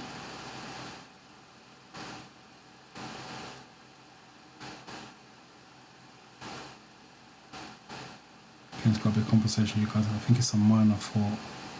That's got to be related to this one, right? Does a person fail if they get asked tell me questions wrong? No. You get 2 questions on the day with driving test. One is a show me question, one's a tell me question. The tell me question is done at the beginning of the driving test. So tell me how you check your horn, tell me how you check your oil, blah, blah, blah. Your instructor will go through that with you on their car, because you're going to have to demonstrate on your car. If you don't know the answer, it's a minor fault. I tell my students, I go through it with them on test day anyway, because before the test. But for some reason, students panic and really freak out about it on test day. So I'll do it again when we're at the test centre. But I always say to them, jump on YouTube and watch a YouTube video, because it's silly to pick up a minor fault for it. The show me question is done on the move. If you don't know where whatever it is they're asking, turn the lights on, open the windows, whatever it is, if you don't know where it is, the examiner will pull you over and show you. It has to be done to make the test legal. And they'll pull you over and show you where whatever it is they're asking, and then you go off and then you do it, because it has to be done while the car's in motion. You won't fail the test for the question, like I said, they'll show you on that bit, but the only way you fail for the question is if you lost control of the car. Because they will say to you, when it's safe to do so, show me how you turn the lights on. When it's safe to do so, show me how you turn the window wipers on, stuff like that. So you can only fail because you lost control of the car, but for the questions, it's a minor. But as I said, watch the video before the test, because it's silly to pick up a minor fault for something that's pretty much straightforward. Children, because they can be smaller than the back of a car, so they can't see them. So the answer, yes, children.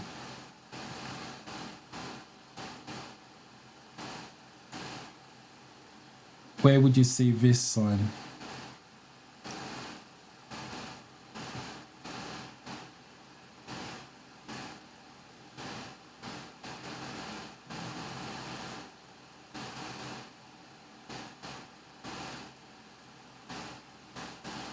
Yeah, no, I think it was November. It seems like a long way. So years going really fast anyway, but it seemed like a long way away.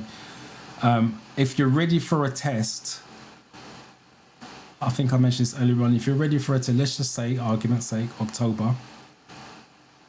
There's nothing wrong with you still jumping online and trying to change it. Maybe the instructor's got someone they can swap it with and stuff like that. So you've got a bargaining tool. And regardless of what happens, trying to change it, not change it, blah, blah, blah, you know you've got a test date in stone now for November. But if you're not ready for the test, then leave it where it is. But unfortunately, like I said, you're going to have to go through queuing up different days, different times, and hopefully at some point you get one.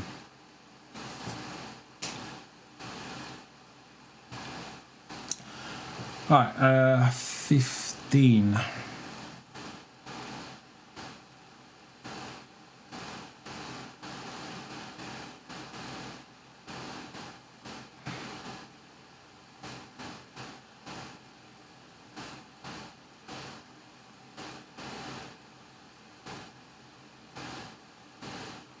Alright guys, going for A.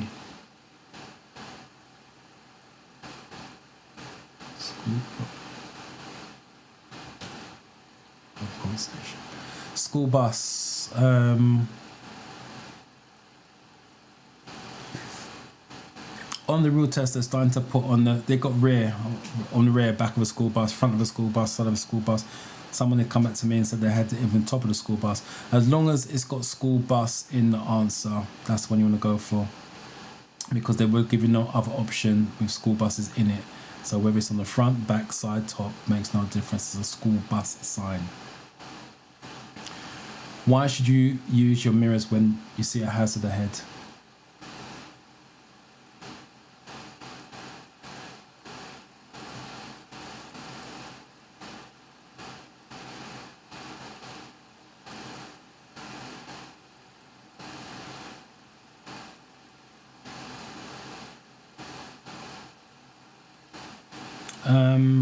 How much will it?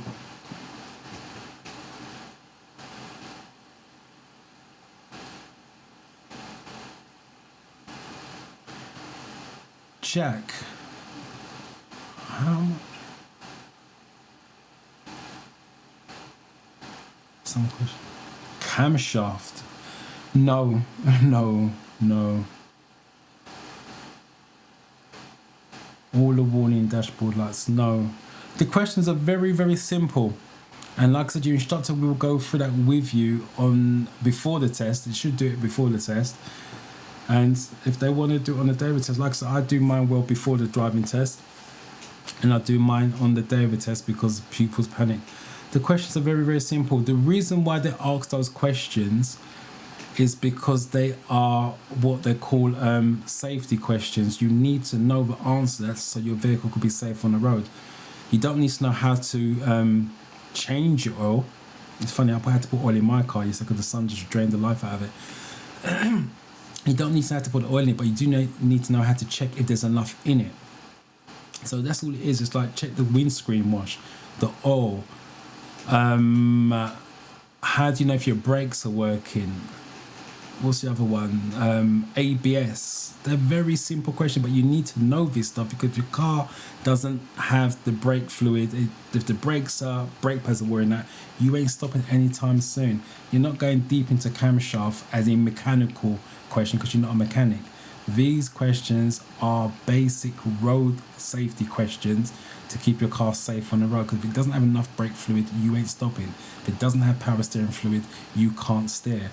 If it doesn't have screamer, especially this time of year, and bugs and bird poos all over the windscreen while you're driving, you've got nothing to clear it, so you can't see. If your lights are working, all those type of things are basic questions. So don't worry about it. And also, you can't fail your test for it, so don't worry about it even more. It's just a minor. But definitely not going to go deep into camshaft and all that. What's that, 16?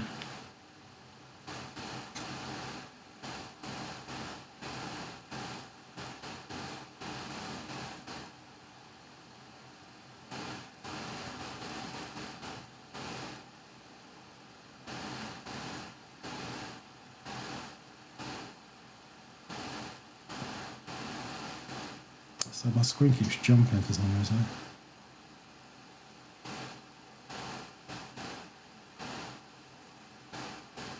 Alright, you guys are going for D.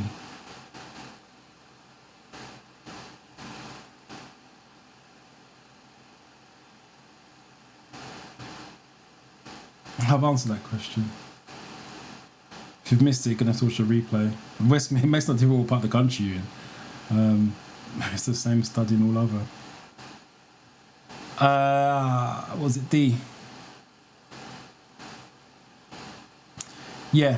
If the car behind you is too close, you know you can't leave the brake in late. So that's the reason why.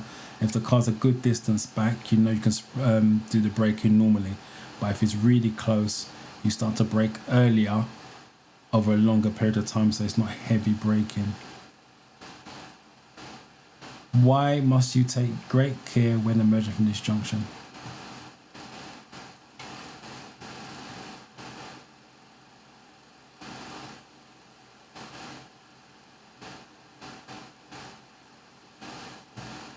Yeah, it's definitely worked out for you because you got to test a lot quicker. I've got students still struggling to find a test and they passed ages ago. But in saying that, they're not willing to stay online for an hour either. So you've done the hard work. It's done now.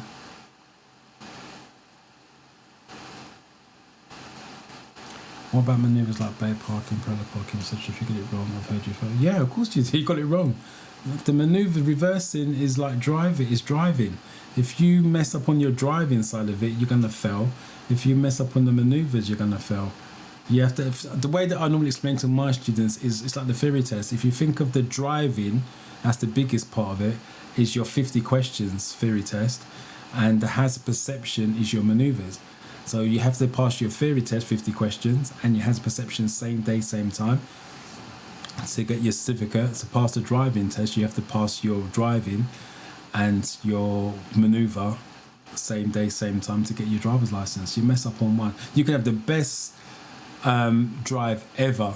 If the parallel park or the reverse park or parking on the right, whatever manoeuvre you get is not on point, it's still game over. So it has to be hand in hand.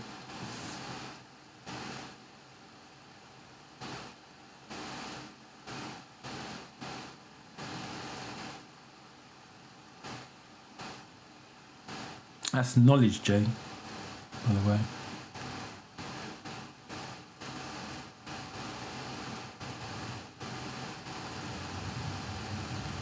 So let's see.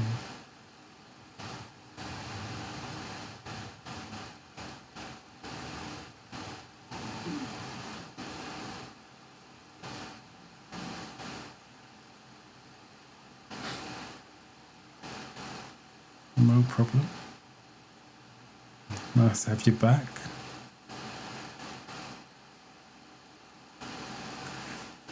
Right, C's what you guys are going for.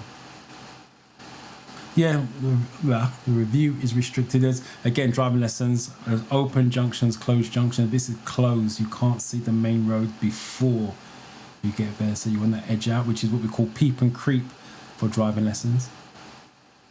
Clutch control for those of you doing manual. Why is fuel consumption at... Sorry, why? When is fuel consumption at its highest? See, that's the selection. That's why I got to read questions 2 or 3 times. Because if it doesn't make sense first time round, there's something wrong.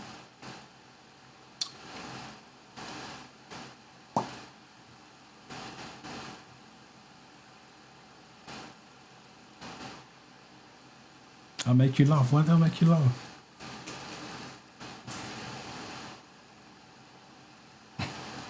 As long as I'm making you smile, that's all that matters. Just keep coming back.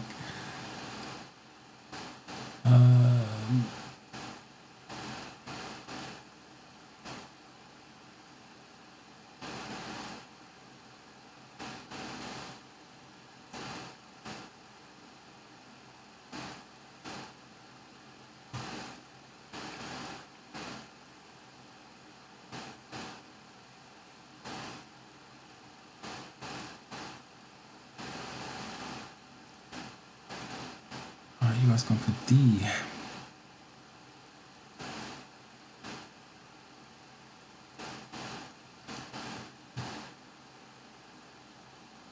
D. Yeah, when you're accelerating, you're burning fuel. Every time you squeeze the gas pedal, you're actually burning fuel. Whether you do it smoothly, heavily, you're always burning fuel when you squeeze the gas.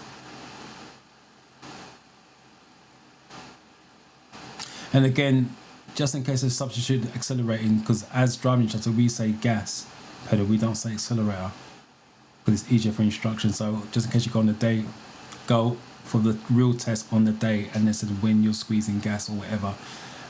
That's the alternative substitution. When may you sound your vehicle's horn?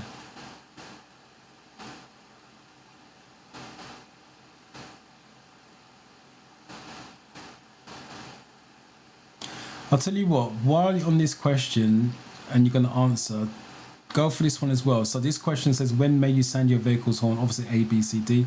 Tell me also, type in, this is extra, when you should not use your horn.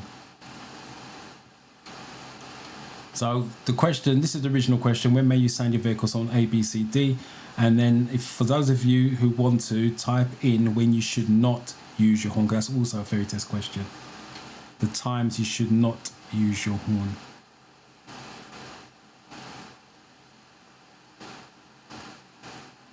I messed up everything. Lux. I've not seen your name before, so welcome to the live. I messed up right.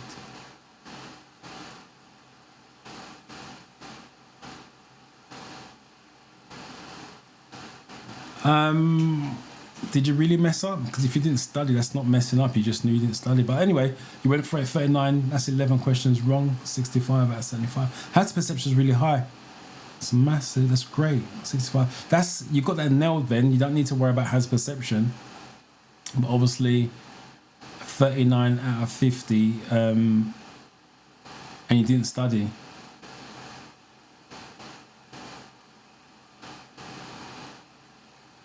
You see, but this is sorry, this is just a teach for me. I always like to use things as a teaching moment. Not picking on you, but this is what I was talking about. Let's just say, for example, they went for their test. They didn't study, but they went for their test and passed it. They got the scrape the 43 out of 50. That's where the lack of knowledge is. And now, like I said, if this was my student on the driving lesson, I'm sitting at the side of the road trying to explain the blanks because the studying isn't there. And for me personally, I just like to drive. That's what you paid for, driving lessons. We'll drive. I don't want to be sitting on the side of the road explaining stuff. I have to. That's my job. And for you to pass your driving test first time. But if there's blanks in there, if there's no blanks in there, we're just driving. Especially the way the weather is this week. So hot. The last thing I want to do is be outside of the road with talking and talking. I want to be driving and with the windows down on the aircon. But this is what I'm talking about. Lack of knowledge. You can scrape a pass. It is possible. But when you go for your driving lessons, you're going to pay for it one way or the other.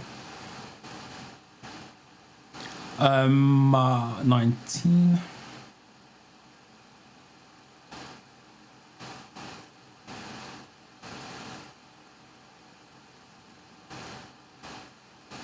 Yeah, it is, but that's deep.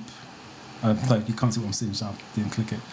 Yeah, it can change depending on the gear you're in. The lower the gear, the more fuel you burn. Because remember, first and second gear are power gears. So the more you stay in first and second gear, you're burning more fuel. But in some, especially in London, most of your driving is first and second gear.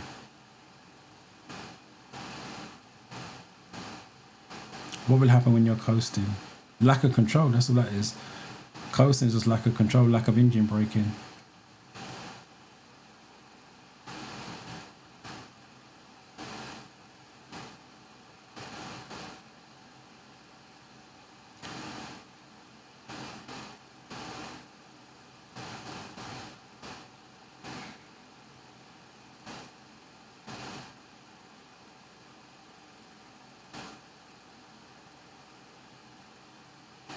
There you go, well done to you. 11:30 p.m, 7 a.m. Should not use your horn. Well done. Not many people know that. That comes up on the real test, by the way.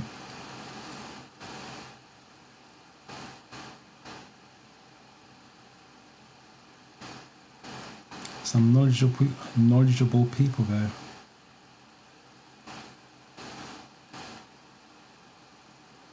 Alright, I'll tell you what. Look. Okay, some of you guys have got that 11:30, 7 a.m. Well done. Alright, when should you turn your lights on? Just another quick question. When should you turn your dipped headlights on? That question comes up on the real test. So when should you turn your dipped headlights on? And it's not to see and to be seen, by the way. That's the obvious answer. So I'm not looking for the to see and to be seen. I'm looking for the times. So when should you turn your dipped headlights on?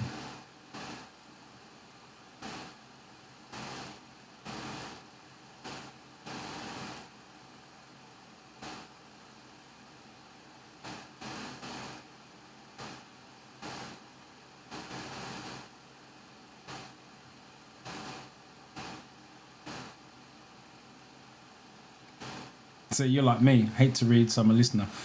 What you do is simple. Download the app if you haven't already. Driving Test Success is the one I recommend. And put voiceover on. So when you click the question, it reads it to you. And then what you do now is click on the answers, each one individually, it reads it to you. So you're now listening rather than reading. Then when you go for the real test, you already done one, but when you go for the next one, use voiceover.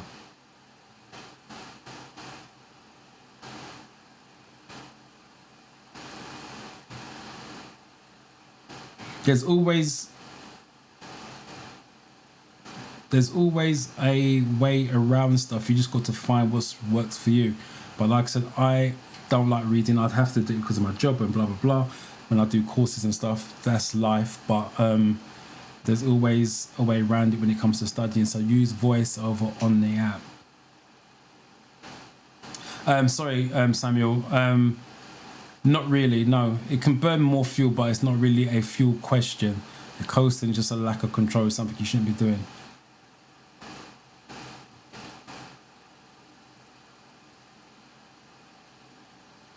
Julie, well done to you. Half hour after sunset. How do you know that?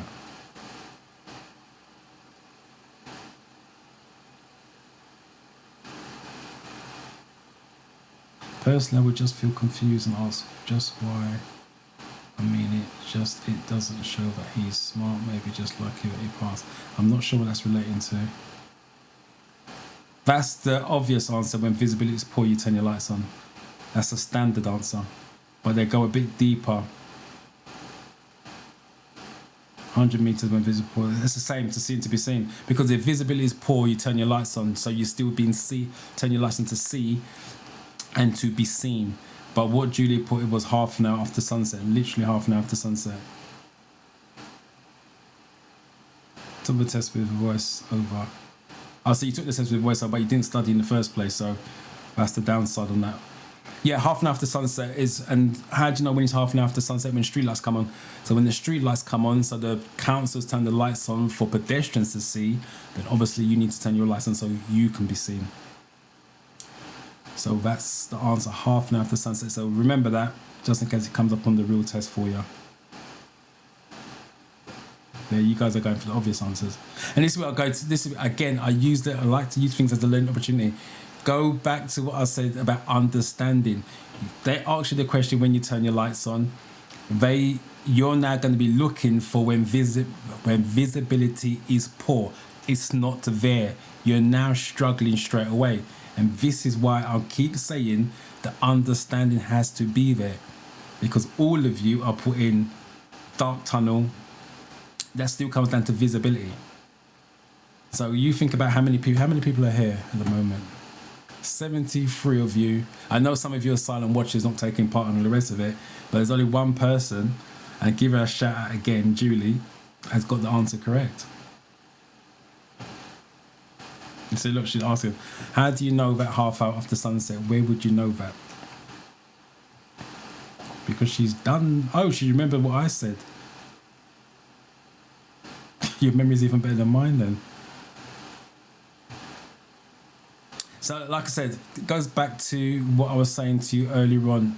Understanding's key, because if they take out the answer that you remember and substitute with something else, you're now lost. Let me do the 19. To warn others of your present, which is obvious one here. And last one, how can you use your vehicle's engine? How can you use your vehicle's engine as a brake? We were just talking about coasting, lack of control. And if you're coasting, you can't use your engine as a brake. That's the reason why you can't coast, because it's a lack of engine braking.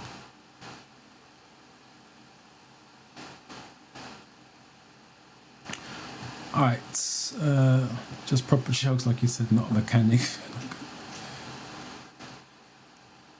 Okay, with that.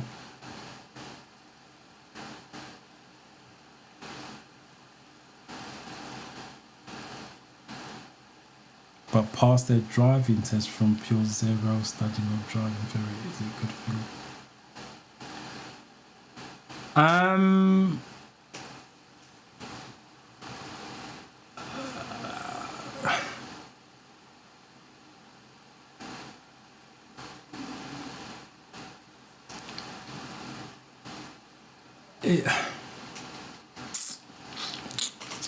The reason why I'm struggling with this, I'm be honest. If someone, over the years, you got certain students who study, put the effort in, and fail, and you feel really bad from it. And then you got someone who just turns up, takes a driving test, and passes. Those are the ones I'll be honest with you. I'm kind of think, how did you manage that? But they drove well on the lessons, so I got to allow them to take my car to a test. They're not a danger to anyone. So they've gone for my test. Where, like I said, I've got some students in the past take lots of driving lessons, done the work, put every effort in, they couldn't do no more, and gone for a test and failed. It happens. It's life. Some people get through life by working hard. Some people get through life taking shortcuts. There's not much you can do it. Do I like it? No. I prefer the person who grafts and put the effort in to get the reward. But like I said, you have to just face it. It's life. There's not much you can do about it. Do I let it bother me? It bothers me for a little bit, but I have to let it go because life continues. So yeah, swings and roundabouts, to be fair. And it's not going to change. So it is what it is, as I say.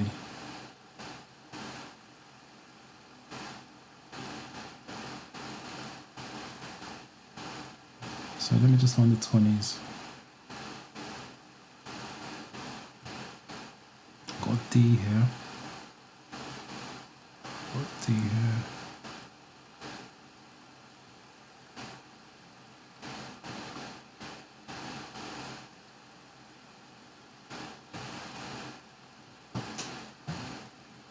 Can you explain coasting in a bit more details on what a question would be, please? Let me come back to that.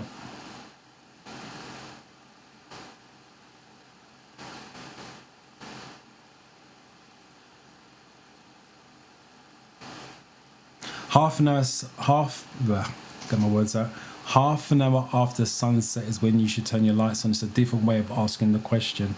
As I said, when I asked the question, you guys went for poor visibility, even though I said don't go for the obvious answer of poor visibility.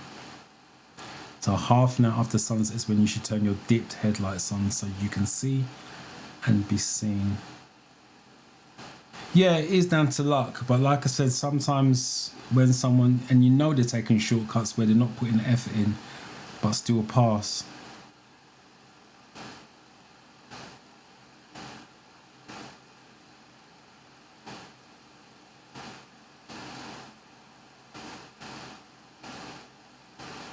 As I said, everyone's different. Half the stuff I can't remember, especially when my wife tells me X, Y, Z, and I can't remember half of it. But with with theory training, driving, I can remember anything that I did from 30 years ago when I studied. But my wife tells me something yesterday and she moans about it because I can't remember it today.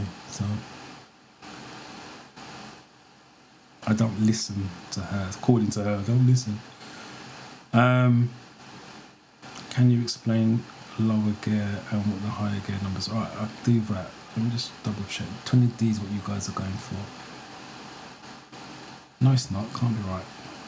20D is a common answer. How can you use your vehicle's engine as a brake? See, I can't read. I read that's a higher gear. But I changed to a lower gear, which is correct. Low gear is low speed. Right. Those are your categories. 1, 2, 3, 4, 5, 6, 7, 8, 9 categories and a 20-question mock test. And what's the highest one on that one? Safety in your vehicle was 4. And this is why I say study your categories. The next one has awareness 3.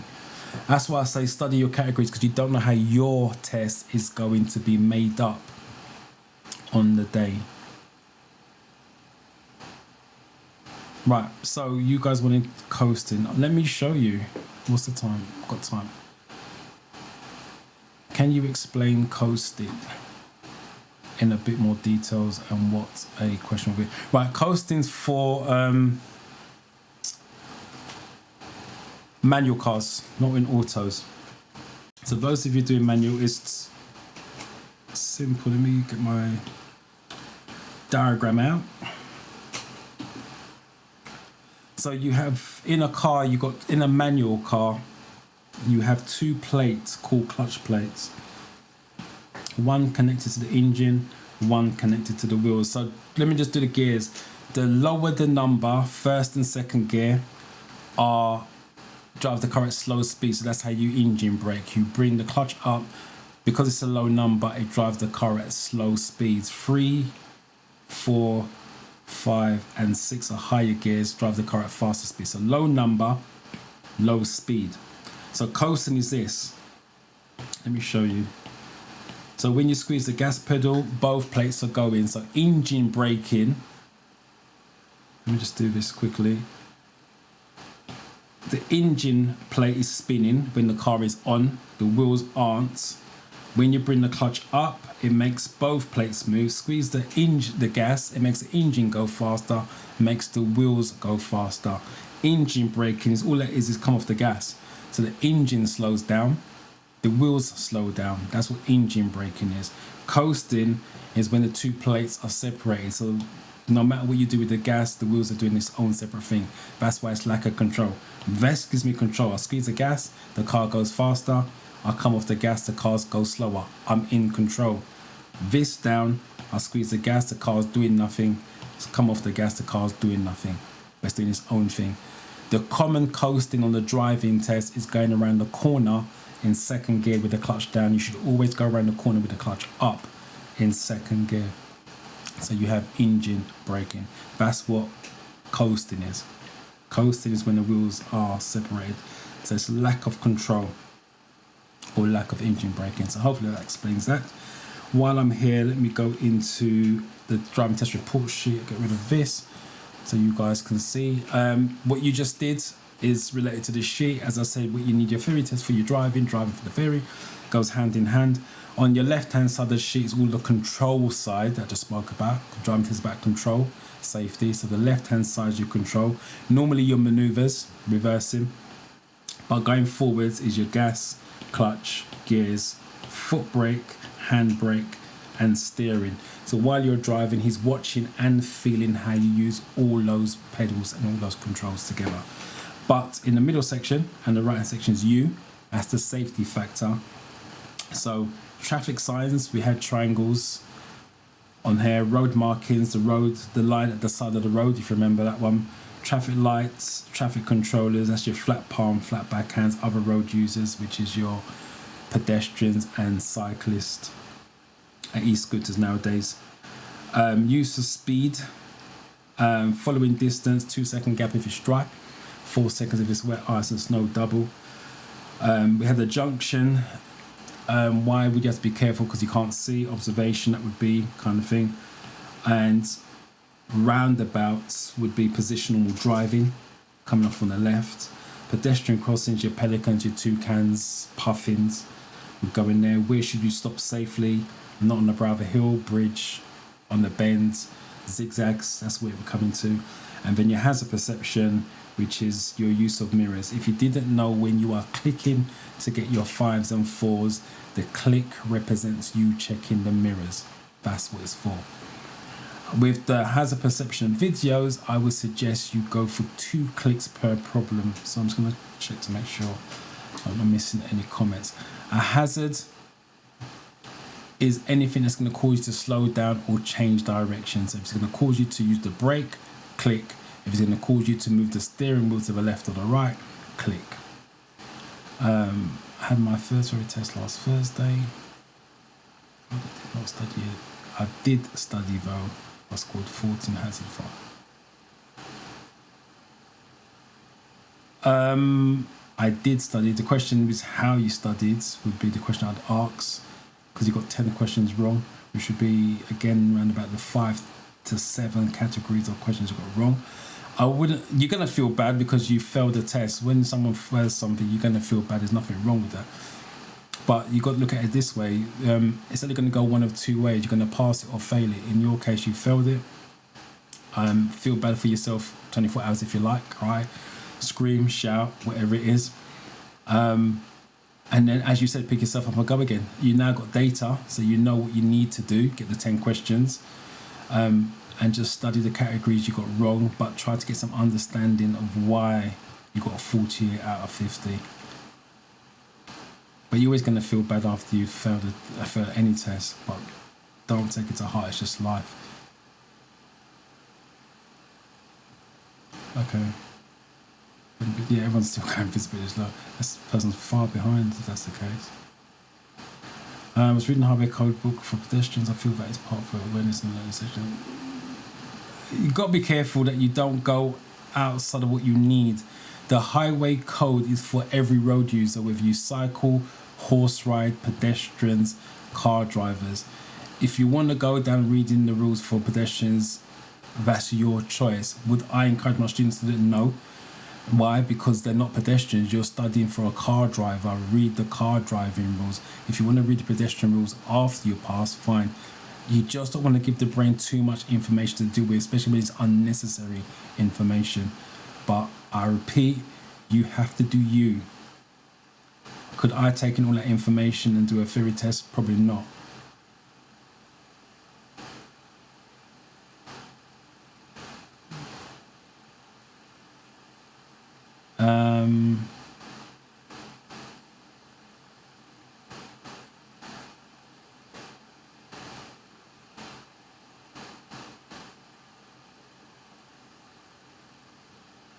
So what's this? I wonder how to play my football.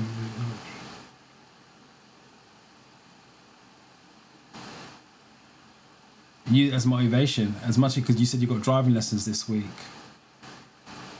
So use that as motivation. So when you come at your driving lesson, hopefully, like I said, I can't remember who I said it to, choosing a driving instructor, you come at your driving lesson feeling buzzed that you had a good lesson, it went well, blah, blah, blah. and you can see yourself driving in the future, because if you don't pass the theory test, you ain't driving anywhere, not with on your own anyway. So use it as a motivation. You know what, I enjoy this driving lesson, I want to be able to do this on my own without nobody next to me. I need to study. And you don't have to study for hours. 15 minutes here and there is fine, providing it's structured though. Don't just pick up the app and just random. Make sure you know what you're trying to get out of it. Right, so let me do hazard perception. So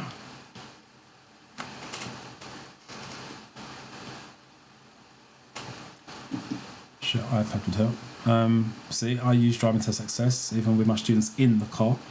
So I've got it on my iPad and I'm demonstrating. I'll do two. Real life, which are hard to see, poor quality. So I'm going to do a commentary drive. So I'm going to tell you what I'm looking at and what I'm seeing, so you know why I'm going to be clicking or why I'm not clicking, whatever the situation is.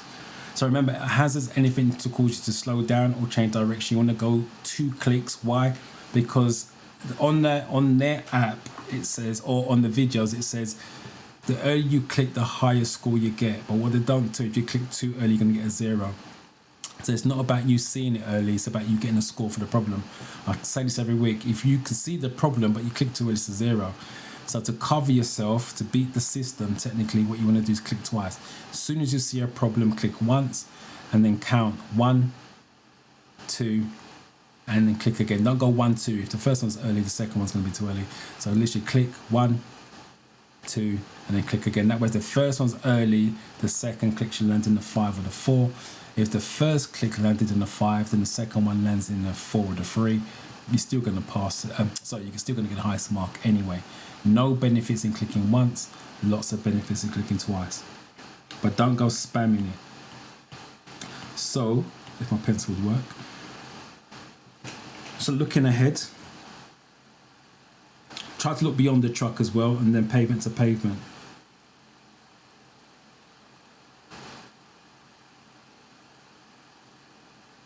I can't see nothing that I'm clicking for.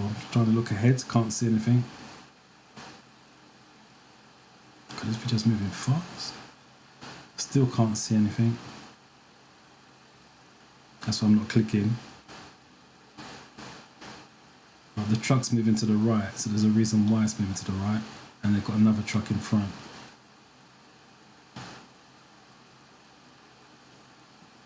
So that's why I'm saying look ahead in the video so you can see things early.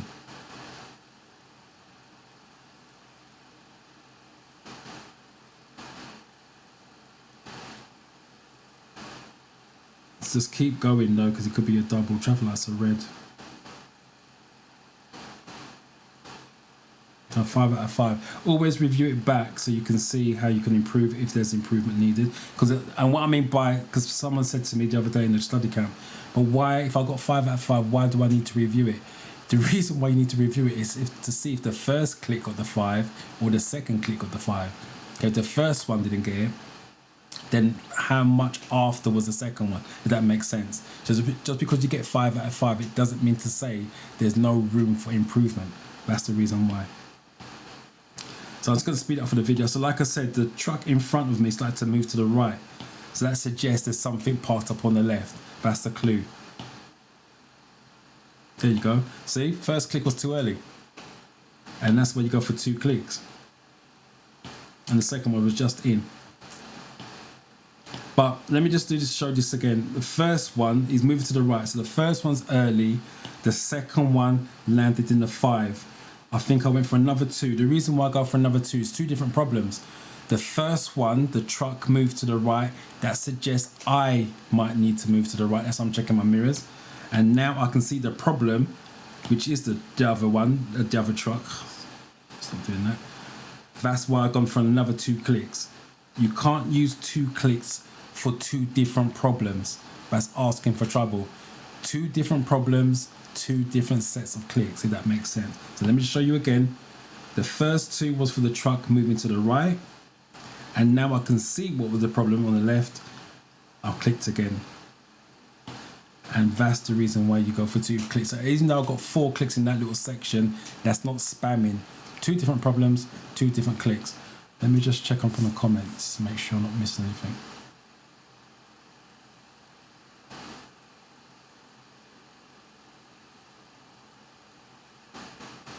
What's the difference between a round?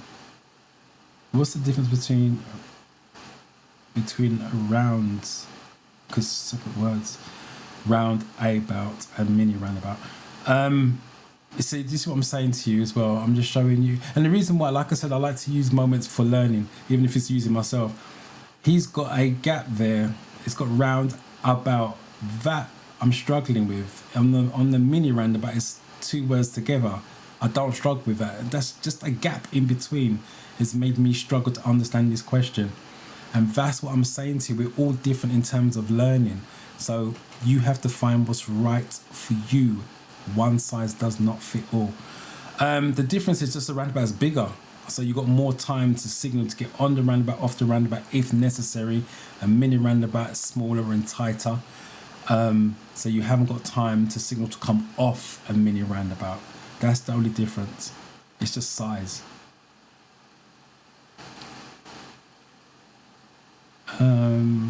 I've been trying. I know you and Julie's having a conversation for 2 years now. However, there's someone wanting to work hard right now because it's a mission to complete before university. If you're going off to uni, I would highly recommend you get this theory test done and dusted before you go. In my experience, students who go off to uni put the driving on hold, and it's when they finish uni. So whether it's a 2-year course, 3-year course, that's when they come back, when it's a lot harder. So I would move heaven and earth to try to pass your theory test before. I saw the comment that Julie made. Your knowledge of the theory is strong, and the emails you sent me, I've replied back to you. You go too deep in some of the stuff. I would encourage you to book your theory test, take it, and see where you go from there. If you fail it, because remember, it's only going to go one or two ways. You pass it or fail. If you pass it, happy days. You've done it before you go to uni. If you fail it, you now have data to go back to work on. So that's what I would suggest you do. You have got a strong knowledge, but you just think too deep. That's what I'm getting from you with the emails you sent me. Congratulations on passing.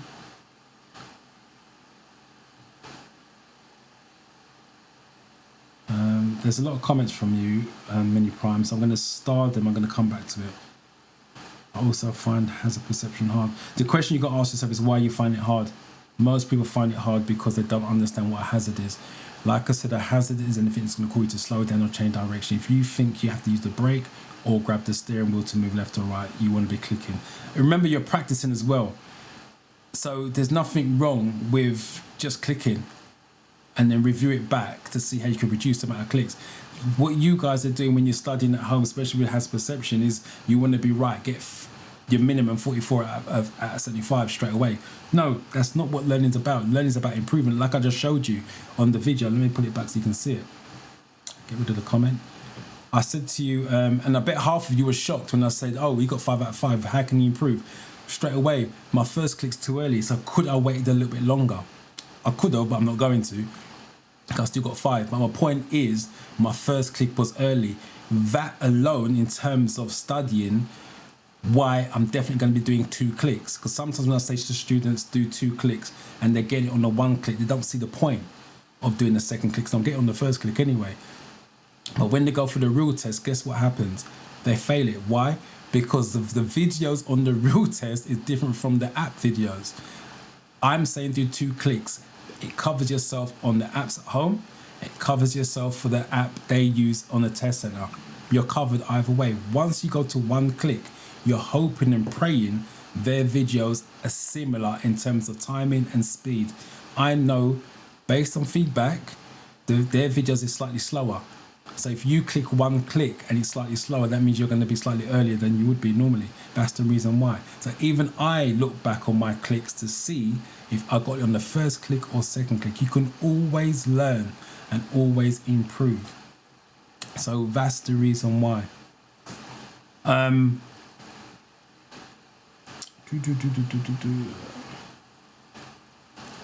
That's great advice. Yeah, book it. Like I said, your knowledge, Mini Prime, your knowledge is strong, but you just a bit deep in stuff that you don't need to go into. So I would just go for it and see, because it's not like you're not studying.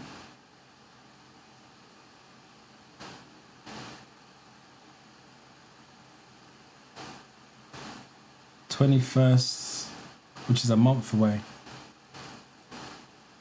I wouldn't even wait. That's a month away. I wouldn't even wait that long. It depends on your centre, because every centre is going to be different. Like I said, at this time of year, they're going to get booked up. I would go on there. I know you got a birthday party afterwards. Probably tomorrow. I wouldn't do it today. Enjoy yourself. Tomorrow, jump on the DVSA website for your local area and see what days they got available. I'd be honest with you, if you was my student, just by the emails we've been having and the conversation on the live stream, I would go for second week of July. So I know Monday week is the 6th, something like that, 6th of July. I would be looking around about the 13th that week and go for it there. And then you now got a plan. So if you fail it, then you know exactly what to work on after that. And if you pass it, happy days, you move on with your driving.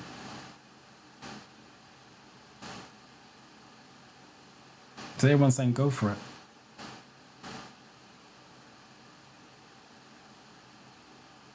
Take my advice, go for it. Let's see what happens.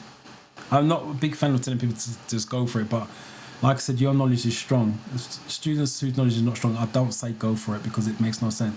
But your knowledge is strong, you just overthink stuff.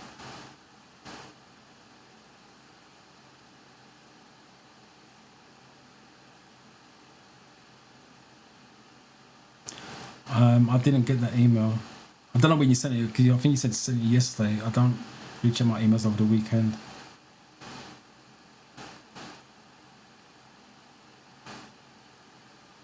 No. I'm watching and doing these hands of perception. It's just difficult because I can't see what to look for. It's, yes, safeties. No. At the same time, it's, I don't know, lots of stuff. No, you're not looking for safety. You're looking to check your mirrors. There's a difference.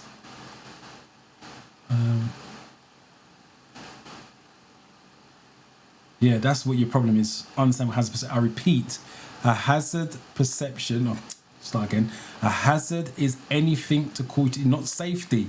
Driving, it'd be safety because you're checking the mirrors to see if it's safe to move left or right or slow down. That's reality. We're now just talking hypotheticals in the videos if you want to look at it that way. You are checking your mirrors if the video, the things in front of you, are going to cause you a problem. I repeat, if it's going to, let me come out of this.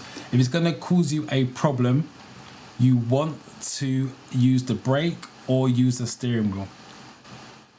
That's what it is. So watch the videos back. Oh, I'll tell you what you do. If you're really struggling with it, don't click.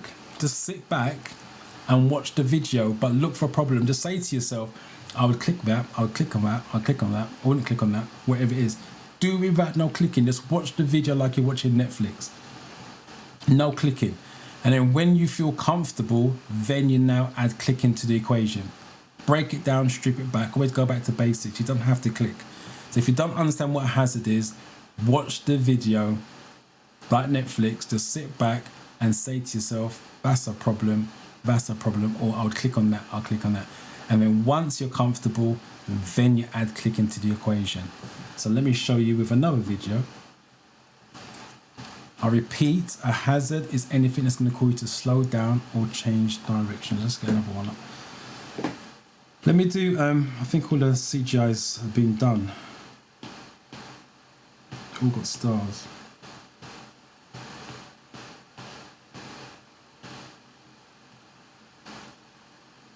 Alright, let me do a real life one, because this got some blank stars in it. Right, this one's blank. Alright. Slow on the floor, so there's a reason why it's got slow on the floor. So take a look ahead to find out why. Traffic lights are green, don't need to worry about that. Cars coming out the side road. Cars parked up, so I'll have to go to the right of the car.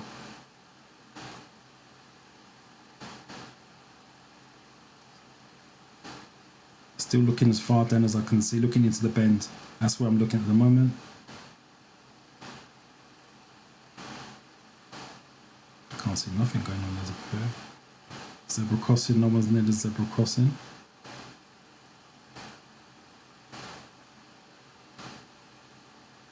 Zebra crossing. Click on that. Car's parked up again. I'm going to have to move the steering wheel to the right. It's got brake lights on as well. So that's my problem.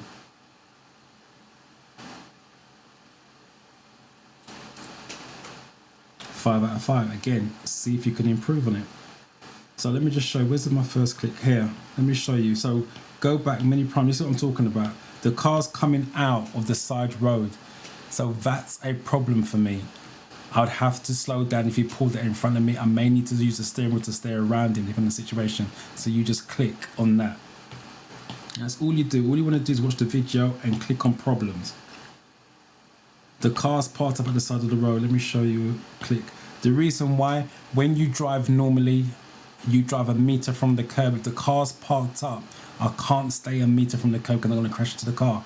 So I'm going to have to move a meter to the from the car. So you're moving the steering wheel, check your mirror to make sure it's safe to come out to the right. So again, that's why I'm clicking. I could have clicked on that one as well, to be fair. I'm in the middle of the road at this point, so there's no need for me to click and I don't see nothing going on. So there's a zebra crossing. The reason why I didn't click on the zebra crossing, because there's nobody there. So there's nobody there, so there's no need for me to slow down. I would still check my mirrors on normal situations, but there's nobody there. So that's the reason why. If there was a pedestrian nearby, I would think about clicking. And the reason why I clicked here, because as I came around the corner, zebra crossing, it didn't give me time to scan the road properly. So that's why I've clicked. Now let me just rewind it back. With this zebra crossing, I've got plenty time to look left and right at the zebra crossing to realise nobody's there. On this one, I've literally come around the corner. I'm not going to run the risk of getting a 0. So as soon as I saw the zebra crossing,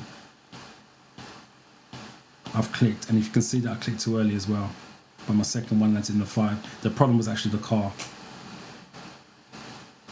But as I've done with the last video, click here. As soon as I saw the crossing, it didn't give me time to look left and right. I'm going to assume someone was there. That's my first clicks. And then for the car, I can't be a meter from the curb, so I'm going to have to come out, especially with cars coming towards me. And that's why. And I repeat, that's the reason why you go for 2 clicks per problem, because you can see my first click was too early. So hopefully that makes sense. So all you want to do with your hazard perception, watch the videos without clicking if you want to strip it back, and then start to add clicks in later on. So let me just catch up with the comments before we sign out.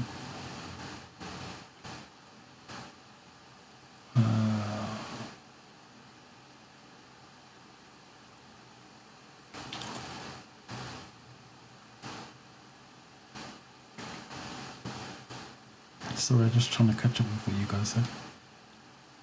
13th of July seems very exciting and makes me shiver with endorphins. That's what I mean about your deep endorphins. Yeah, go onto the, like I said, go onto the website and see if they've got anything near that time. But trust me, you definitely want to do it before you go uni. Because once you go uni, it's unlikely, especially if you're living on campus, it's unlikely you're going to complete this. I've seen it too many times. Even my own son, to be fair, he wouldn't study for his theory training. And think about his dad's a driving instructor. He didn't do his theory training, so I just stopped his driving lessons. And then he went off to uni. And then 2 years later, he's come back and said, "Dad, look, I passed my theory test." And then we just done a mini crash course for his driving and knocked it out. But so I've done it with my own son. He didn't want to do his theory training, so knocked it on the head. And then he went off to uni for 2 years and then came back and passed his driving test. So I know from experience, when you go to uni, the driving doesn't come that important.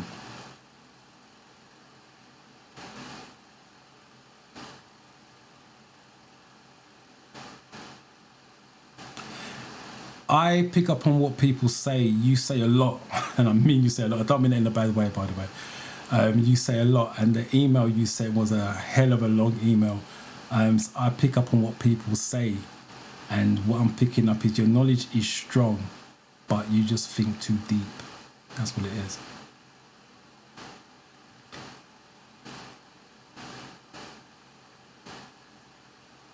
All right, that's the last comment on them. So hopefully you guys have learned something, and hopefully next Sunday when Mini Prime comes back, you can tell me that you've booked a theory test for July X. Okay, I'm saying the 13th. If you want to go for the 21st, 28th, feel free to do that. You know you better than me. But I'm just saying don't push it off for too long, because you push it off for too long, then when the time comes closer, you're going to feel, push it back, push it back, push it back. Just go for it now, and then you have a baseline score.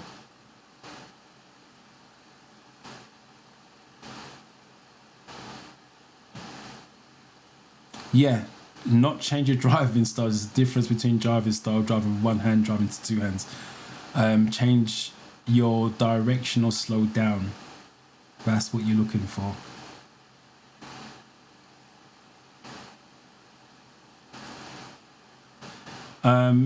Yeah, to a point he is. He actually passed. He actually passed first time as well, but that's because he went to beat Dad. He's very competitive. Because I passed my driving test on the second time, so he was determined to pass first time, which, yeah, he did that as well.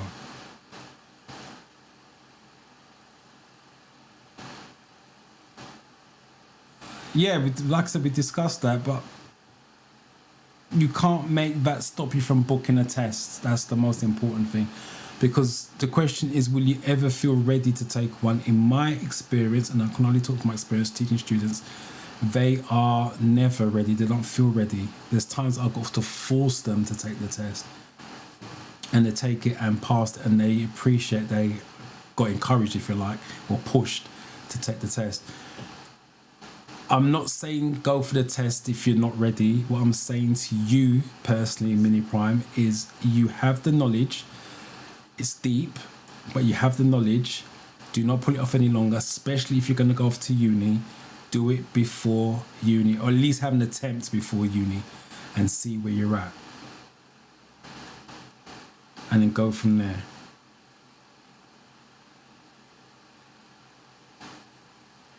Only do voiceover. Sorry, you can't see what she's put. Only put voiceover if you feel like you need it. Don't do it for the sake of doing it. I normally recommend that for students who struggle to read, and for students who have dyslexia. It's easier for it to be read. I'm visual, so I need to, even though I struggle with the words, I need to see the words so my eyes can make sense of it. But everyone's different. But don't just do the voiceover for the sake of it, because sometimes if you're capable of reading and having the knowledge, doing the voiceover becomes lazy, and it's a different way the brain works. Like I said, people use voiceover because it's helping them, it's aiding them. Whereas if you don't need it, the brain becomes lazy just having it read, and you make more mistakes that way, believe it or not. All right. So I'm waiting for you to come back next week and tell me that you booked a test, or you can email me.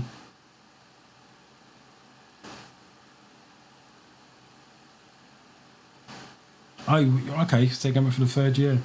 It doesn't change anything. The knowledge is still there. Just do what you have to do before you go back. As simple as that. Or you can email me the date, one or the other.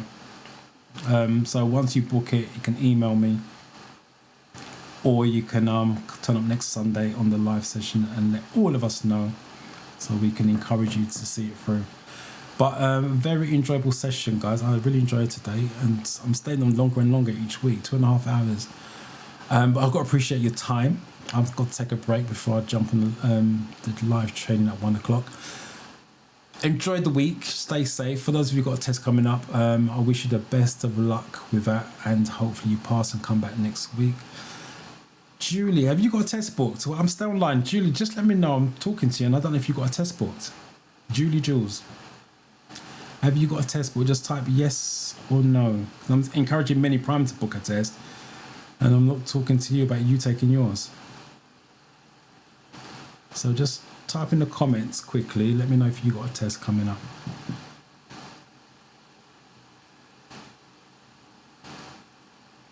Don't say bye. Just tell me if you got a test. Because that sunset one was a, and you remembered it as well. I don't even remember saying it.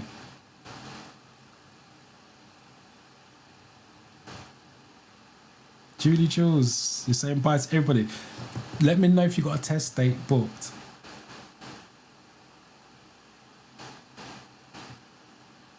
But as I said, if you guys have got tests coming up, I wish you luck with that.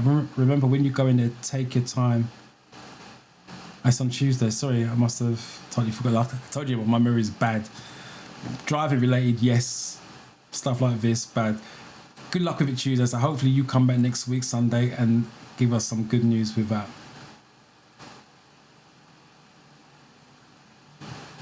No problem. And Adam's got a test book next week. All right, Julie, I wish you the best of luck with that. When you go in there, if it's hot this week, make sure you stay hydrated on Tuesday. Make sure you stay hydrated before you go in there. Take deep breaths, read the questions carefully, break it down. You already know what you're doing anyway, but just want to give you encouragement. I hope you do it as well. I'll come back next week. The rest of you, see you next week. Thanks for today's session. Really, really, really, really enjoyed it. And hopefully I'll see you all next week. Take care.